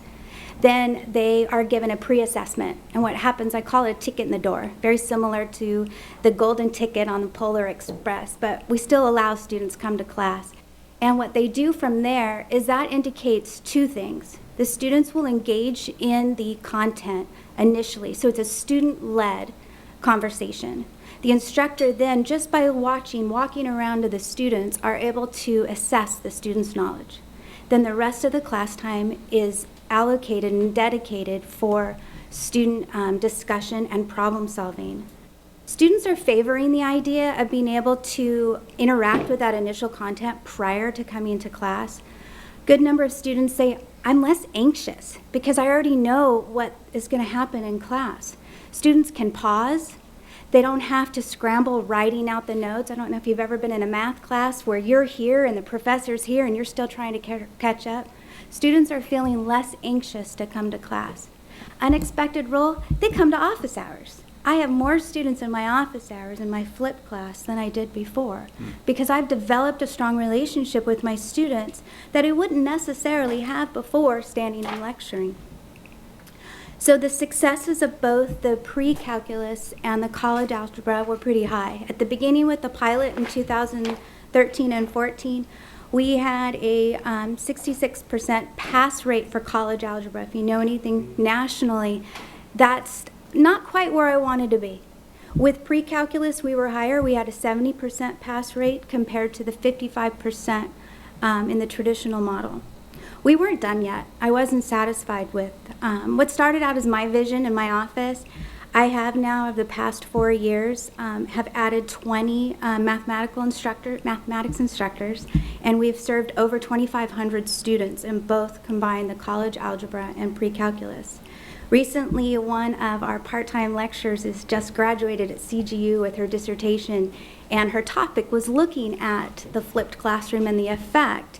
And she found over the course of the 3 years, we've changed that pass rate to 74% pass rate in our college algebra compared to the 68% pass rate in the traditional. But notice pass rates both increased. So just the redesign in the flipped classroom is also impacting instructors to really look at, well, what's going on with this the student-centered learning? We're going to engage our students a bit more. As with the traction of the flipped classroom in the algebra and pre-calculus class, I'm having students say, Dr. Chinese, is there a calculus class? Which ones are flipped calculus? So now we are currently redesigning Calculus 1, Calculus 2, our business calculus, and our short course in calculus to meet the demand of the students that are asking for this innovative flipped pedagogy. So the unexpected, these are the exciting results of, I knew that we wanted to increase student engagement. I really wanted to increase student success. But some interesting findings for me personally is my ability to work with other faculty. The success of the program wasn't solely on me. I was just the one instructor that started it. I have a department chair that when I say I have this crazy idea of innovation that I want to try, I have full support from the mathematics department. And I have a dean that tries her best to give me the fundings to try all my crazy innovation and say, I need space. And she says, well, we're working on that. But over these years, I've been able to work with 30 part-time faculty. I've been working with teacher associates or our grad students. And I've implemented a new program, an apprentice program, where our undergraduate students are having opportunities to be involved in this 21st century teaching and learning experience. It has a great effect. They're getting hired. These adjunct faculty members and my TAs are getting hired I've got 5 that in these 4 years that have contracts. Now, would I like them to stay with me and teach with me? Absolutely. But now I am building relationships with colleges around that are going to continue to innovate in these classrooms. The undergraduate apprentice program, this is very new and very exciting. I've been implementing kind of a student-teacher environment where undergraduates like SI are implementing some strategies in the classroom and working side by side with a master instructor. And all of those student teachers that have graduated at Cal State Fullerton with either their master's and their credential have earned a contract within 6 months. So we're producing teachers in where we have a need for a shortage of mathematics teachers, both in the K-12, university, and college environments. The last unexpected result, and for a junior faculty to be on a system-wide committee and being able to interact with other faculty members system-wide has been such a benefit. We meet monthly, we meet virtually, and we also meet twice a year, face-to-face. And this time has been able to empower not only myself, but other faculties in their redesign. And finally, at Cal State Fullerton, we're used to change. You'll see that a banner flies throughout the campus that Titans reach higher. That is our motto. We do that in our mathematics classroom. We hold our students to a standard, and we will continue to do that. I cannot think of a better way to describe our students and faculty. We are ready to answer the call to support all of our students on our campus and system-wide in the efforts to increase graduation rates and then decrease the time to graduate.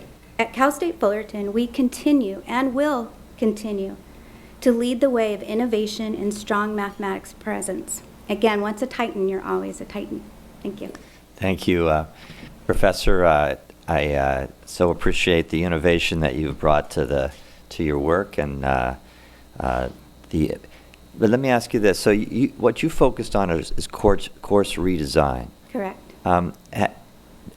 Has that at all involved one of the changes that's being proposed about using other elements of quantitative reasoning as part of the math requirement, or you've just focused on how do I get kids to be more successful in college level algebra? So I have also done redesign for our intermediate algebra using the same tools. And we, last summer, for my online presence, very similar to what I did in the flipped classroom, had some success. We had an 84% pass rate in our intermediate algebra. So I think everything I'm doing as far as the innovation and the redesign will definitely be transferring to the 2025 initiative. I'm part of the team that is in place that will be redesigning our 3 courses. So Mr. Van Dahl showed a slide of how they were in Tennessee redefining that algebra requirements based on their field of study, and it showed that it gave more options than simply college level algebra. Did you have any thoughts about that personalized implementation of that math requirement? So we at Cal State Fullerton have a very similar pathways. We have to be careful when we talk about college algebra itself. Different institutions define college algebra differently. You'll notice he said, and have him correct me if I'm wrong, their college algebra is a prerequisite for pre-calculus. So when we talk about college algebra, sometimes college algebra is a trig-based, and sometimes it's not trig-based. So I don't want to get into too much of the mathematics, but that defines the pathway, whether your calculus course is a trig-based calculus course or a non-trig-based calculus.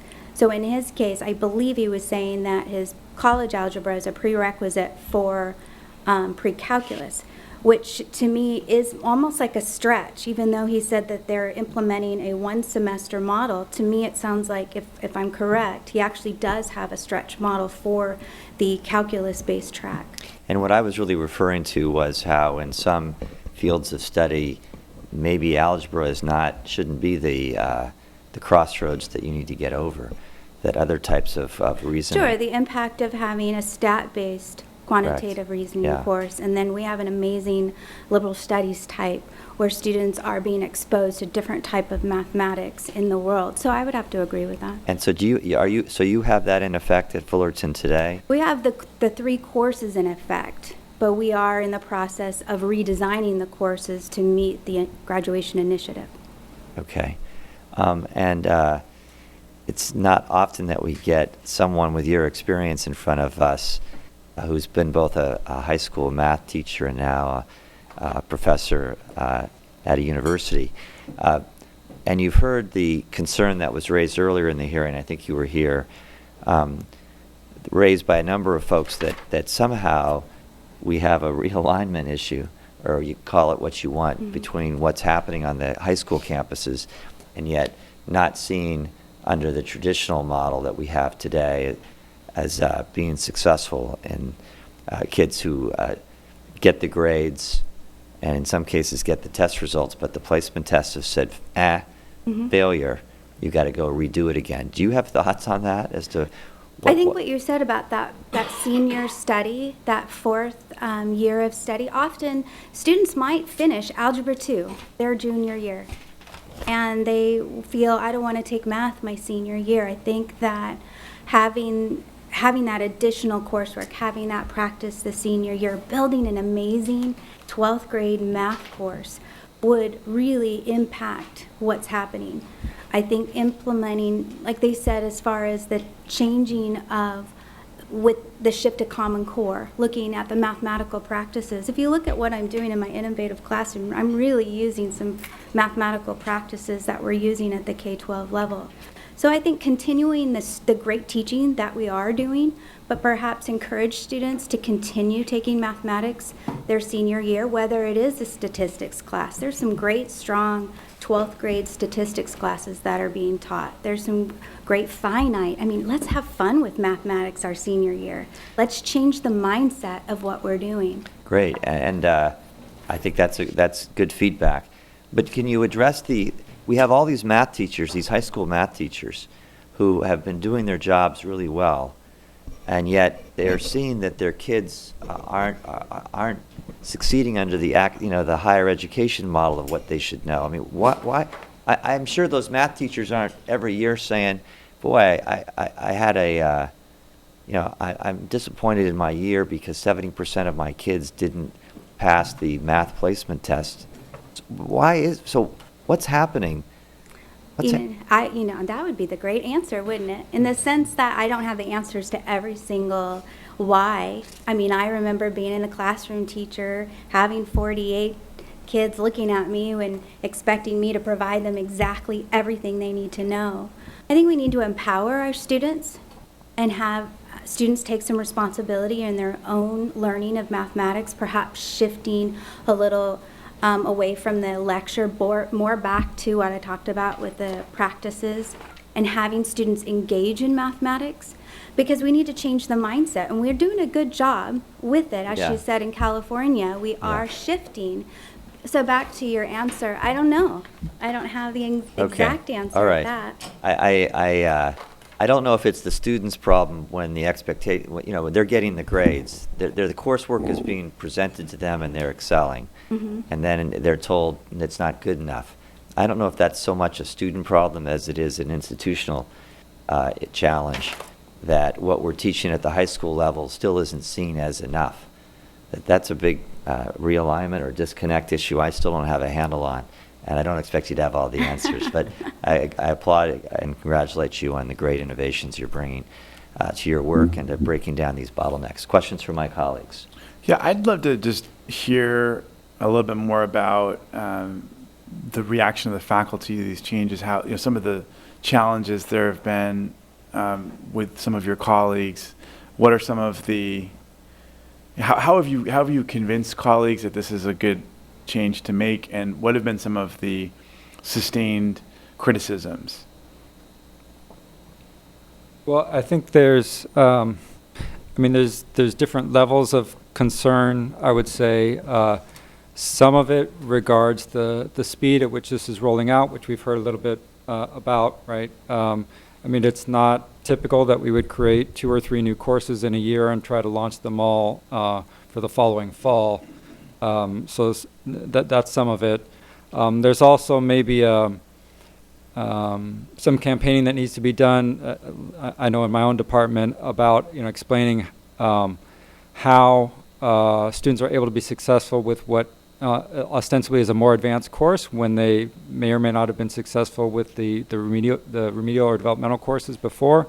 So sort of getting an understanding of how what the data says about that and the psychology of that, how students would prefer to be in a course that's considered college level and that provides them a chance to learn new content rather than repeat stuff that they never saw the point of the first time, perhaps.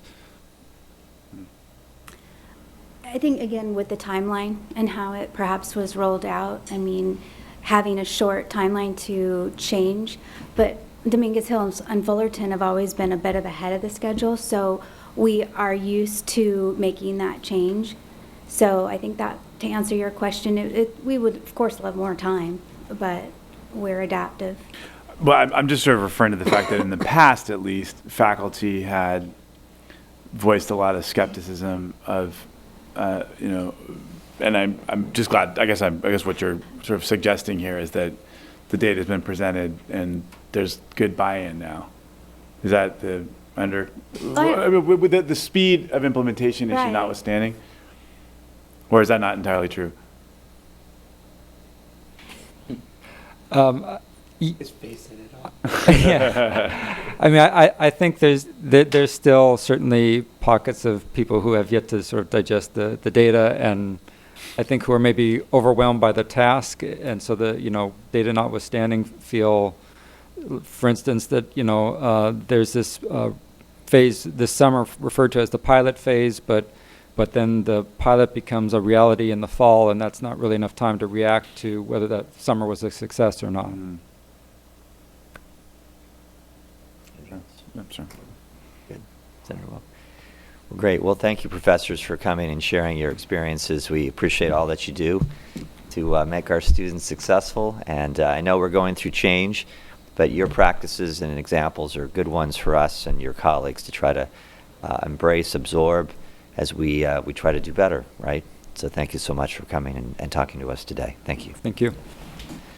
All right, our final panel of the morning, and I will note that we will open it up for public comment at the end, involves a representative of the Academic Senate and the students. I'd like to invite up Dr. David Barsky, chair of the Cal State University San Marcos' Academic Senate Preparation Committee.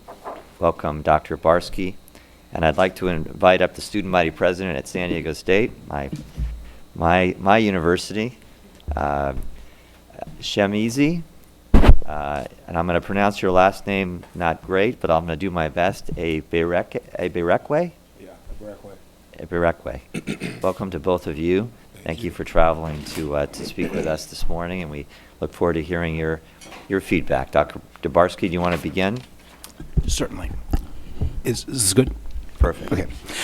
So thank you, Mr. Chairman and members of the committee. I do need to correct the agenda and my introduction. I am here as chair of the statewide Academic Senate, ASCSU, Academic Preparation and Education Programs Committee. At San Marcos, I am associate professor of mathematics. I coordinate the campus early start program, both the mathematics and English sides. Inside the mathematics department, I direct what we call pre-baccalaureate instruction. And in light of Executive Order 1110, I am currently leading our department's redesign efforts for all of our credit-bearing mathematics, entry-level mathematics courses. It's 5 different pathways. So this morning, I am representing the statewide Academic Senate, and I would like to try to describe the Academic Senate's involvement with remedial education, both how we were out in front on this issue and our reservations about the current trajectory, some of which you've already been addressing, but I'd like to add some comments to that. So first of all, developmental education, especially in the areas of mathematics and quantitative reasoning, is an area in which the Academic Senate has devoted serious thought and effort over the past several years. It was over 2 years ago, in September 2015, that ASCSU appointed a task force. This is later termed the Quantitative Reasoning Task Force, or we often just call it QRTF, because that's a little shorter to say, to make recommendations on revising prerequisites or co-requisites for what we call these the Area B4 courses. So these are the general education mathematics / quantitative reasoning courses. That's B, the letter B, and the number 4. The QRTF had broad membership, including faculty and administrators representing the CSU, the University of California, and the CCC, as well as outside members from the California Department of Education, employers, and the Lieutenant Governor's Office. In a little bit less than 1 year, the QRTF released its final report on September 1st, 2016. In fact, that was coincidentally the same day, I believe, that Dr. Miner joined the CSU in his senior strategist role. By mid-September of last year, the ASCSU had already reaffirmed its endorsement of 2 key sets of recommendations, one of which we've been talking about this morning, requiring a 4th year of mathematics quantitative reasoning in high school as an admission requirement to the CSU. And establishing a center for actually, we've also been talking about the second one in a certain sense, establishing a center for the advancement of instruction in quantitative reasoning to be a resource for improving K-12 mathematics instruction and for developing appropriate 4th year high school mathematics courses, and really for addressing, what Senator Wilk has been calling the high school university misalignment, and that I believe also was in the second recommendation of Ms. Jimenez's presentation. I should mention that we have been repeatedly told that changing the admission requirement to include a fourth year of a mathematics/quantitative reasoning experience, which I might mention does not necessarily need to be a mathematics course. It could be a course in another area which makes heavy use of quantitative reasoning. We've been told this is a long process that will require much intersegmental coordination. This might be something that you would look into to see. It's perhaps some legislative urging or easing might shorten this long process. The center, in fact, has been created, but thus far it has not yet reached out in a substantial way, I think, to K-12. It's mostly been focused inward to working with CSU mathematics departments as we cope with the demands of Executive Order 1110. Last November, after senators had the opportunity to go back to their campuses, to conduct discussions there, the ASCSU endorsed the complete set of recommendations. And I should just mention that what we offered here was, and I say we because in fact I also was a member of the Quantitative Reasoning Task Force. We offered a solution, I believe, to the problem of community college transfers having been held historically to a higher standard than what we were requiring freshmen. We required community college students to have met the full intermediate algebra requirement, whereas students coming into the CSU could meet the requirement in a number of ways, for example, by passing the ELM exam, which in fact was not it was a lower level, a lower bar, if you will, than intermediate algebra. And we proposed a new standard, which was called foundational quantitative reasoning, which you can really think of essentially as being beginning algebra with a little bit of geometry thrown in. So effectively just a little bit above ninth grade level mathematics, to provide an equal footing and treatment of both students. We were told by administration that they, and I'm quoting from the letter, that they appreciate the work of the QRTF and the ASCSU endorsement of the task force recommendations, and then basically those recommendations were effectively shelved. We, meaning faculty, ASCSU, started being concerned when stories began showing up in the media after the March Board of Trustees meeting, stating that, quote, remediation was going away. Actually, that's a paraphrase. I put it here in quotes, but it's really a paraphrase. And yet there have been no discussions, really, with the ASCSU about this. We were reassured when a March 27th memo came out from our Executive Vice Chancellor when he wrote of the academic preparation efforts in connection with the Graduation Initiative 2025, and wrote, and this is a direct quote, "To achieve this, we have set an aspirational goal of fall 2018 for our new approach to academic preparation. The aspiration is not a mandate, parenthesis, unlike the implication of some media reports following the trustees meeting," end quote. The Senate was not really engaged by the Chancellor's office on any of the details of this new approach until another memo came out. It was released on Tuesday, May 16th. I remember that day well because that was the day before we went for our last committee meetings for ASCSU for the year. It also was the second day of finals exams on my campus. It's close to the end of the academic year as you could put it. There was a request that feedback be returned to the Chancellor's office in 1 month. Despite the fact that the year was almost over, the Chancellor's office received a great deal of feedback by the June 16th deadline. That included a 9.5 page single-spaced letter from me. From the Chancellor's office's own synopsis of the feedback, and here I'm quoting, the heading for this was timing. Timing received the third most comments. Timing issues fall into two categories: timing for response to the draft executive order and timing for implementation of draft executive order policy. All comments regarding timing were negative, and some raised suspicion as to the release of the draft EO at the end of the academic year when faculty would have limited time for careful consideration and response. It goes on, but I don't want to spend all of your time on that. Before we returned for the fall classes on August 2nd, 2017, the executive order was issued. Since then, the ASCSU has asked the implementation be postponed until fall 2019 to give faculty time to adequately prepare the new curriculum. 22 of the 23 campuses have asked that the Executive Order 1110 and the related revision of Executive Order 1100 either be postponed or rescinded. On many of these campuses, that was a unanimous vote.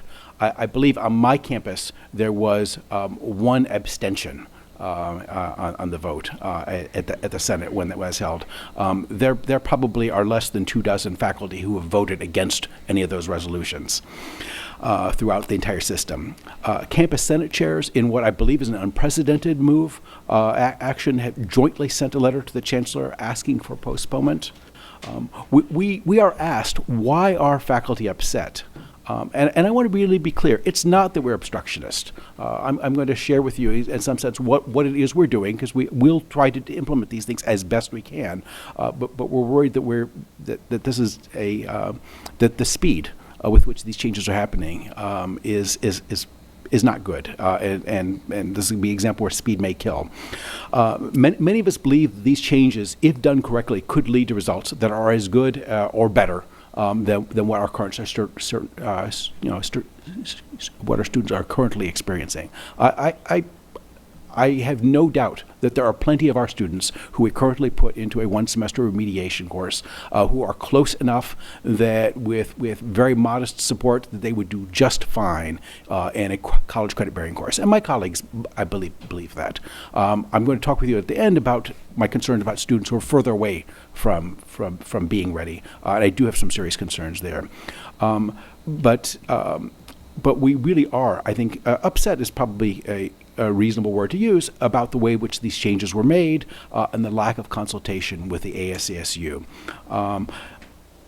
I took minutes. There's a list on the Chancellor's Office website. There's a consultation schedule associated with the feedback for this executive order. And one of the things that shows up there is the APEP, that's the Academic Preparation and Education Programs Committee that I currently chair. Last year I was the co-chair, so I took the minutes at the meeting where consultation was claimed.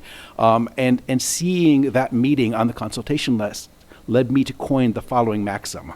When the consulted party is not aware at the time of the claimed consultation that is being consulted, then no real consultation is occurring. We had no idea that this was under discussion, and yet that's claimed as consultation with faculty.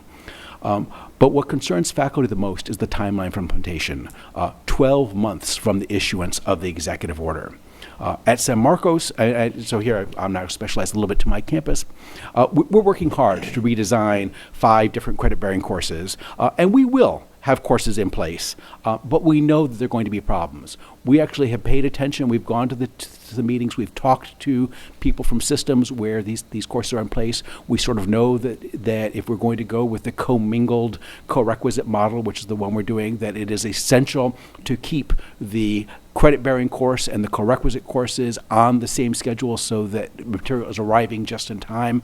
For a brand new large slate of courses being taught for the first time, this means that we actually have to sit down, and in the past where academic freedom, we might have just told instructors, here's your syllabus, here's the schedule, here's the material that needs to be covered, and given them allowed them to exercise their authority and expertise to figure out how to best do this.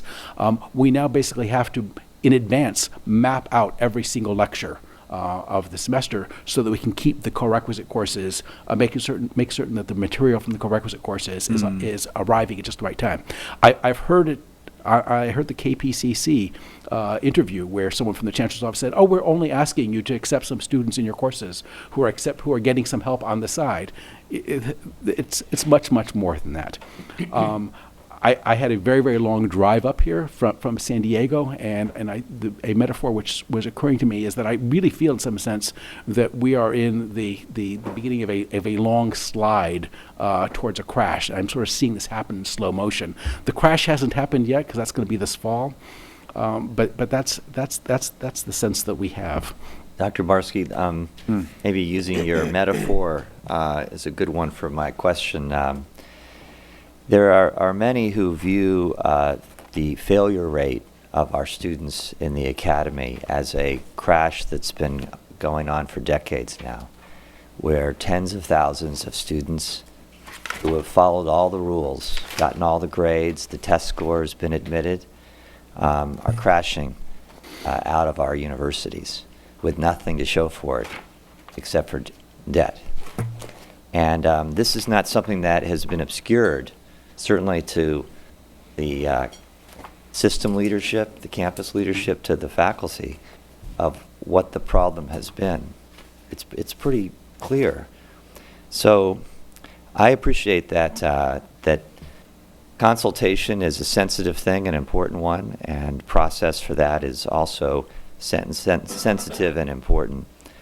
But I guess what I'm left a little confused about with your testimony is that this is a serious crisis, what's going on our campuses today in California.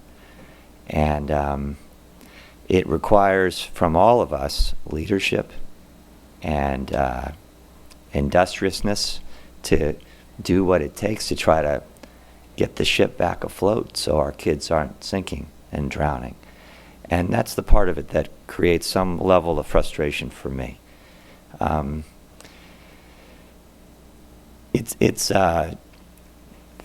remedial failures have been out there for a long, long time. I mean, the folks in Tennessee didn't just see it yesterday. They saw it more than a decade ago and tried to do something about it. And they seem to be doing something that's working now. But be it as it is, we haven't stepped up to try to figure it out until more recently. And a proposal's been put forward to try to do something about it in a substantive way. And I think it makes everybody uncomfortable. Everybody. I mean, if you're a high school math teacher, I think you've probably been pretty uncomfortable for a long time when you've been passing your kids out and then having them fail in being able to be college ready in math. So I appreciate the challenges that the faculty are facing to try to get up to speed. And I appreciate that the consultative process may have fallen short. But we have to do something to rescue our kids, our students that are dropping out and failing every year.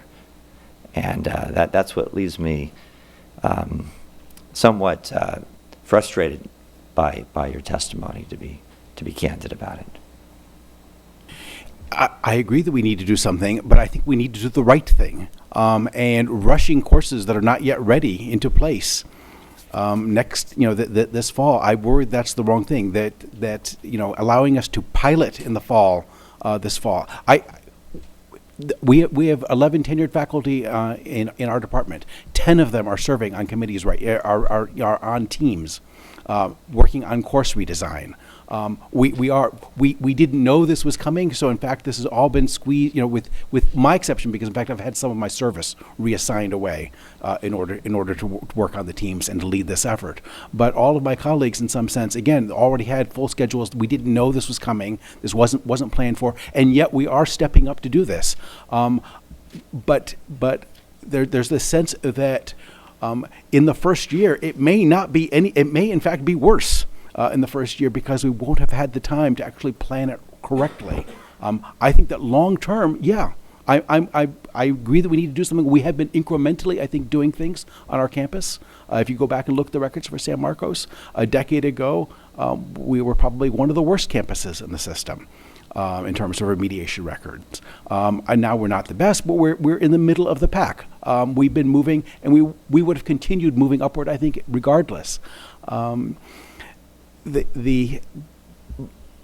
But these things take time, and it's not a matter of getting it through the curriculum committees and things like that. I've already been talking with my curriculum committee and basically taken him aside and basically said, we only have a short period of time for this. I'm going to have to ask you pretty much to almost, recognize that you're going to need to approve whatever we need to send you. If we don't have very much time, wouldn't we both agree that it's best for us to spend the time on designing the course and giving you very little time to review it, rather than us designing something really, really at a slipshod fashion and giving you more time to review us and tell us what we did wrong?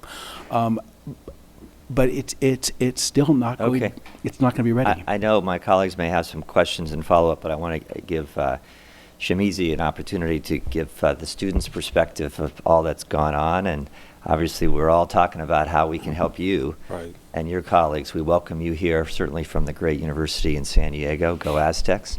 And we look forward to hearing your testimony. All right, thank you, Senator, for having me here. So my name is Shamizi Aberikwe. I'm a fourth-year business finance major at San Diego State University. Last year I served as the Vice President of University Affairs for Associated Students, and this year I'm the current AS President at San Diego State University. Quick background is graduated from Crenshaw High School here in Los Angeles, California. Live in Carson right now with my family. And coming out of high school, I had a good GPA and thought my ACT scores and SAT scores really told the tale and, me moving on to higher education. But when I found out I needed to be tested again for class placement, it caught me off guard. And ultimately, I did not place and test well.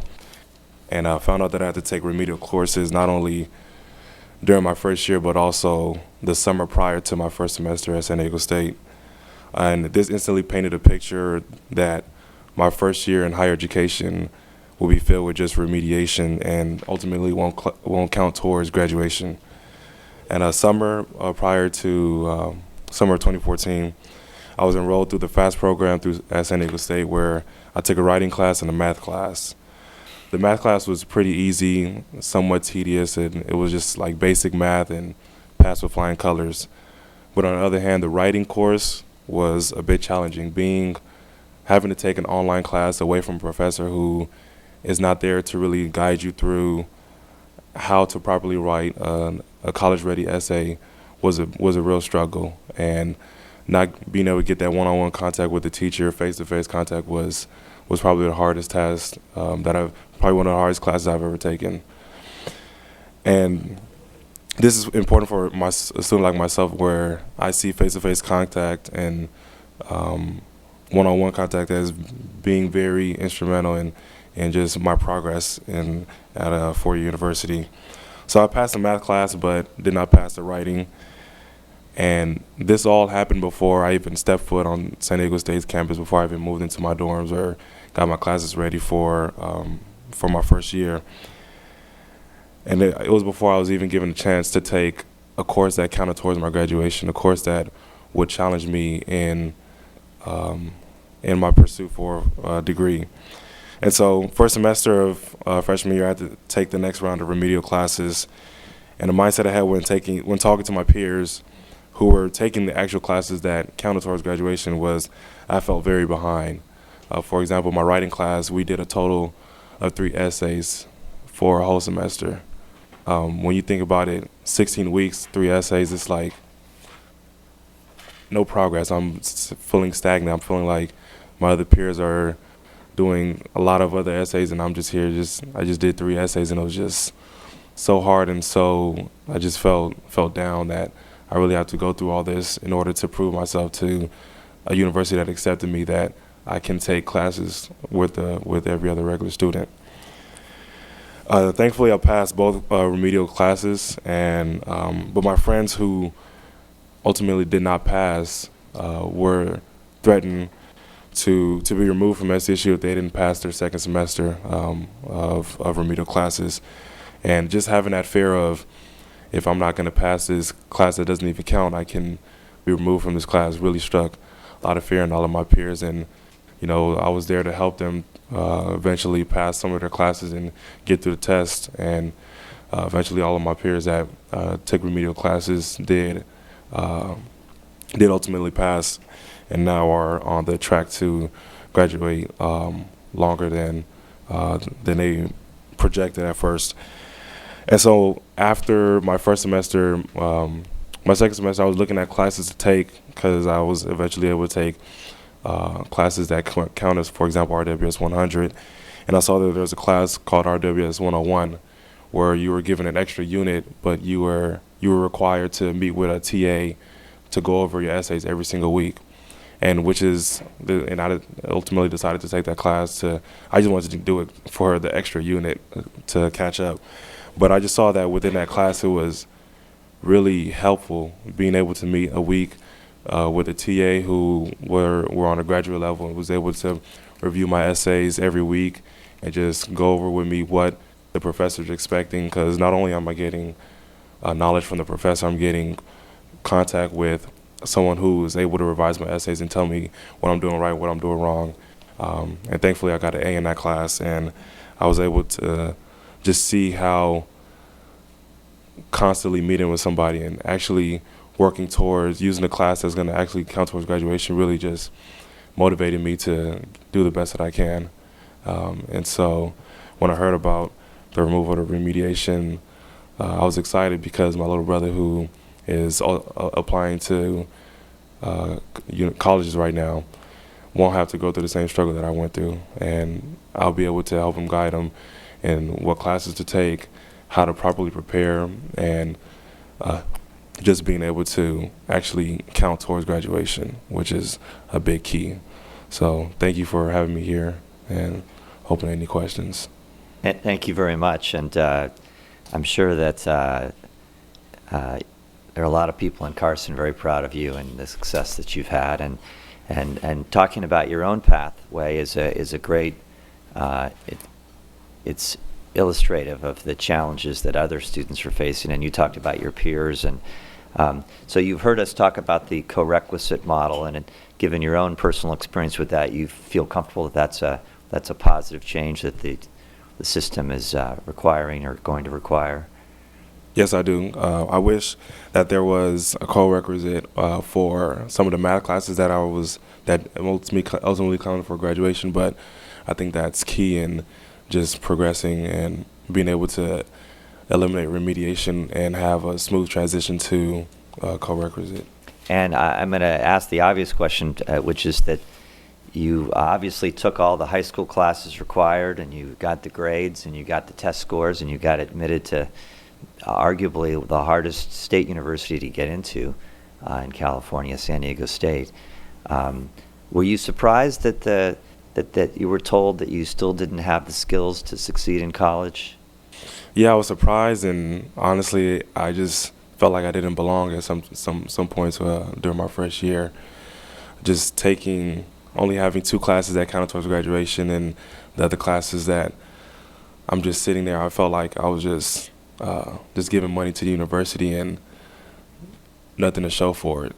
And it was very I would say heartbreaking just being a student, but I felt like I really wasn't a student. I was just a placeholder.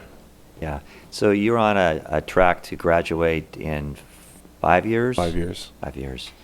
And there's a lot of costs associated with that to you and your family, isn't there? Yes. Having to figure out what's the next step in regards to a whole nother year of rent, where a lot of people they just factor tuition, but a whole nother year of rent, living, and various expenses that come as a college student. It's gonna be a good victory lap, but just gotta make sure that moving forward for my younger brother that 5 years isn't the case. Well, and I'm glad to hear that you're hanging in there. And so the debate that you're hearing is about implementation. Mm-hmm. I don't think there's a lot of fight about we have a problem and we have to do things better. Do you have thoughts about whether or not it's being implemented too fast, whether we should take another year before that's put into effect? Any thoughts on that? I think it's long overdue. I think that remediation should have been fixed going into my sophomore, junior year, but I'm glad that it's now getting implemented, and I don't think that is moving too fast. I think that is moving at the right speed, and the CSU, which is a great system, will continue to adjust towards the needs of incoming students. Great, very good. I'm going to offer my colleagues the opportunity to ask questions. Senator Allen? Yeah, I wanted to. So can I just follow up on that question?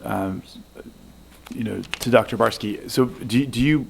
Is it correct that ultimately the tension here is about implementation and the speed, or do you and some of the folks from the Academic Senate contest some of the core presumptions, data that have been presented to us today as to the value of this transition, regardless of what speed we implement it? So I don't want to speak for everyone. I think that we might have some concerns about the students who are furthest away. I think that the general model, I think we're on board with that.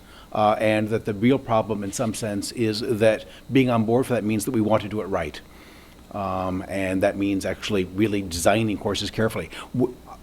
Many campuses are, do not already have do not already have experience. For example, piloting co-requisite courses. We haven't had the ramp up that some of our sister campuses, that Professor Jones explained to you at Dominguez Hills. We're starting from zero at San Marcos, and I think a lot of other campuses will be in that situation. Have you had a chance to look at the implementation in Tennessee, and do you have a sense as to how long that took and the time they spent? I mean, is there a sense of where we compare to other states? So I have looked very carefully at Georgia, because at one of these meetings we actually one of the people that was brought in to talk to us was from Georgia.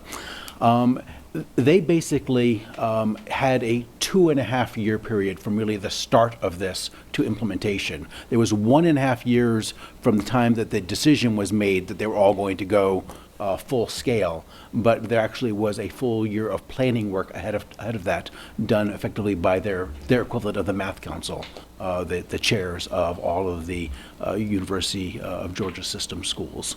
So that's 2.5 years 2.5 compared years. to 12 months. Yeah, here, okay.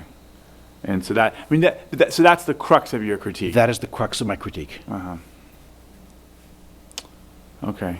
Yeah, no, it's a interesting tension. Obviously I want to just applaud Chimezi's for Chimezi's testimony, and I'm excited to hear your successes, but also I think your challenges are very instructive for us, and certainly hoping that we'll have a better system in place for your younger brother. But it's an interesting tension here.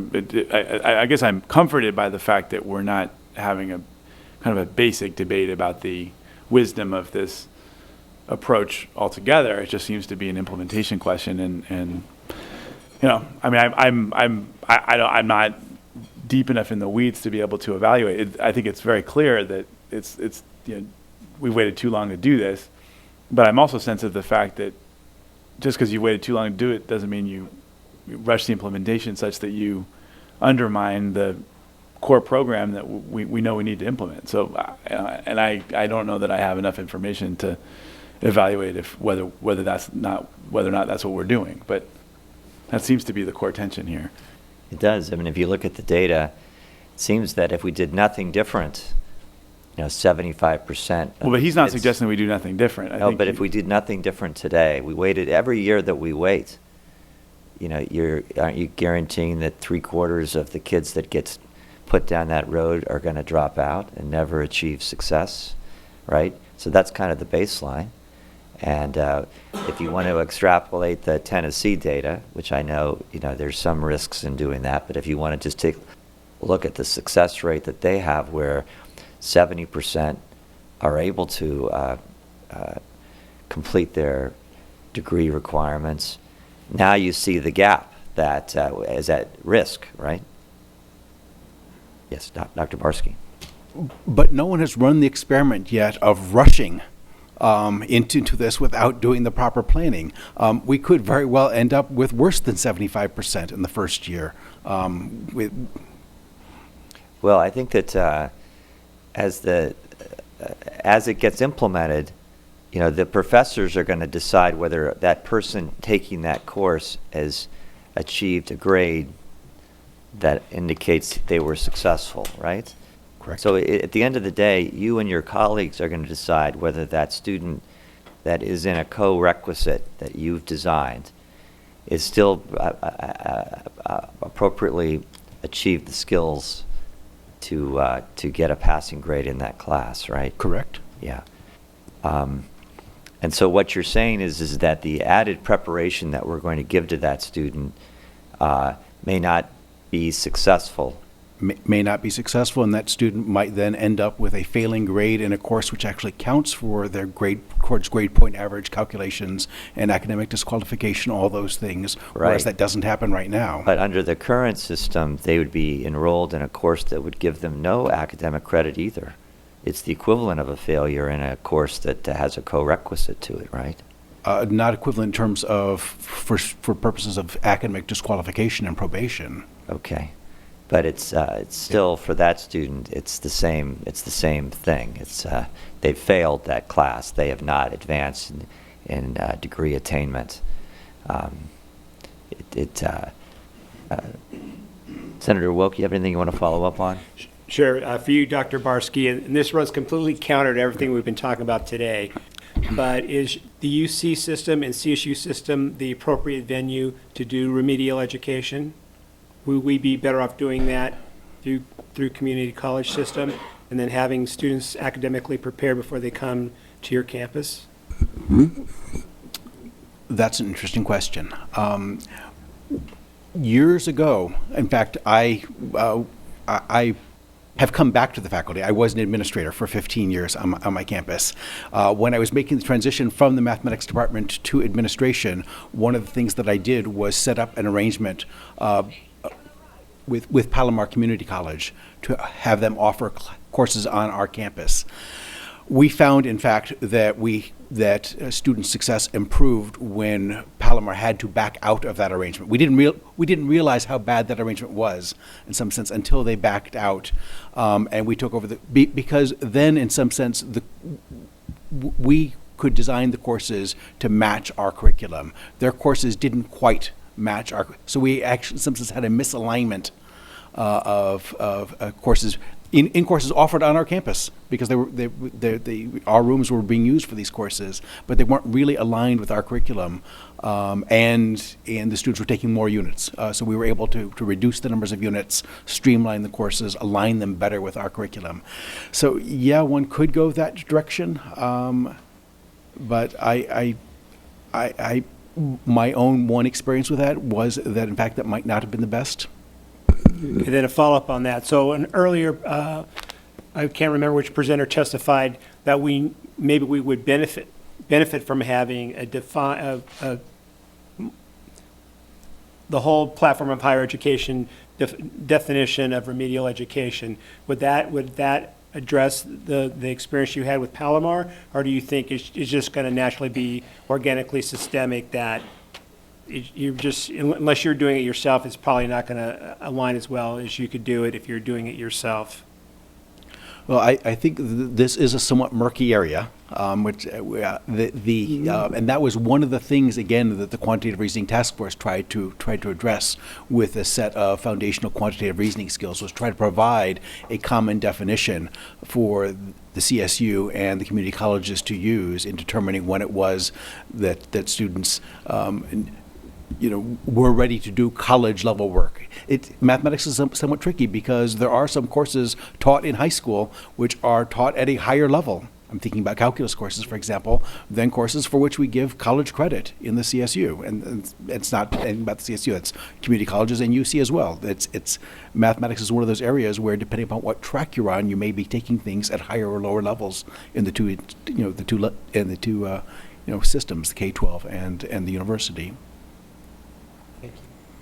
Well, good. And just as we close this panel, I just want to make sure that I'm not misunderstood, that I would love to have even greater faculty leadership and engagement on these matters and a whole host of other matters in relationship to making sure that that there's better course alignment and expectations at the high school level, at the community college level. We've just gone through a long implementation period on Assembly Bill 1440 that required our state university faculty to bless those community college courses so kids knew that those were transferable courses, and that we probably shouldn't have required legislation to do that.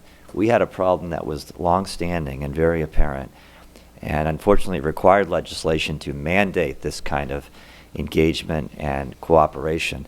And I know that's not really the best solution for that or for other matters where we know that we'd be better off by having much stronger engaged faculty leadership on these issues.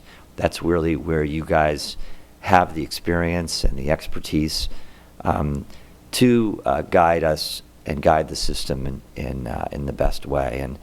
And so for me, I think the frustration is that we have been staring in the face of failure for a long time now.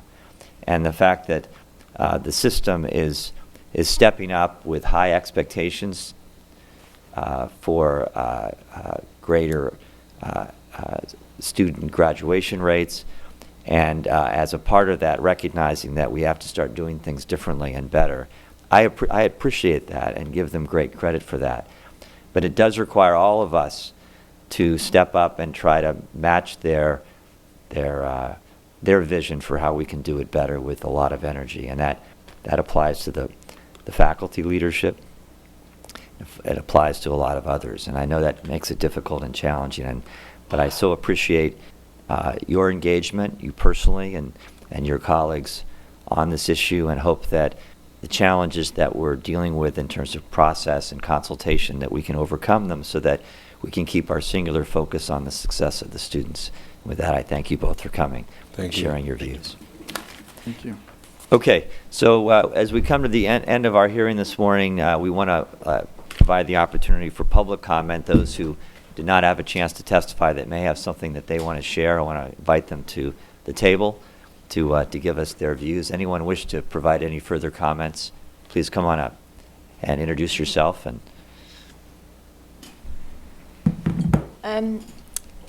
Good morning, Chair Glazer and members of the Select Committee on Student Success. My name is Sarah Beebe, and I'm an assistant professor in animation at California State University, Los Angeles.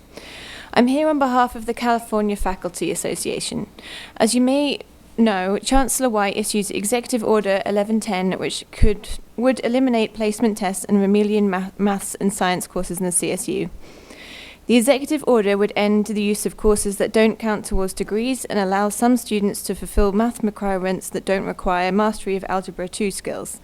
According to the Executive Order 1110, implementation would begin in fall 2018. While the CFA is not necessarily opposed to remedial education reform, we are opposed to an executive order imposing a timeline that is unrealistic and that goes against the principle of shared governance. Chancellor White's EO created a policy and timeline that did not include faculty input. Reform takes time. Studies show that other states, including Tennessee and Georgia, took 3 or more years to implement change and included vigorous debate and informed assessment. Faculty have proposed an alternative timeline proposal, which is much more realistic, allowing faculty to do the work necessary to alter curriculum without undue harm to students. We hope the CSU will listen and work with faculty to address remedial education reform. And if you have any other questions, I would like to write them down, and I'm going to refer them to Mario Guerrero, who is the legislative director of the CFA. Great, thank you very much, Sarah, for sharing your thoughts. Thank you. Anybody else have anything that they'd like to add? Come on up, hello. Please introduce yourself for the record. Good morning. My name is Christine Miller. I'm a professor of communication studies at California State Sacramento, and I'm the chair of the statewide Senate. I really first want to thank you for holding these hearings. I think they're a really important set of discussions to be having, and I'm grateful that you're willing to do so.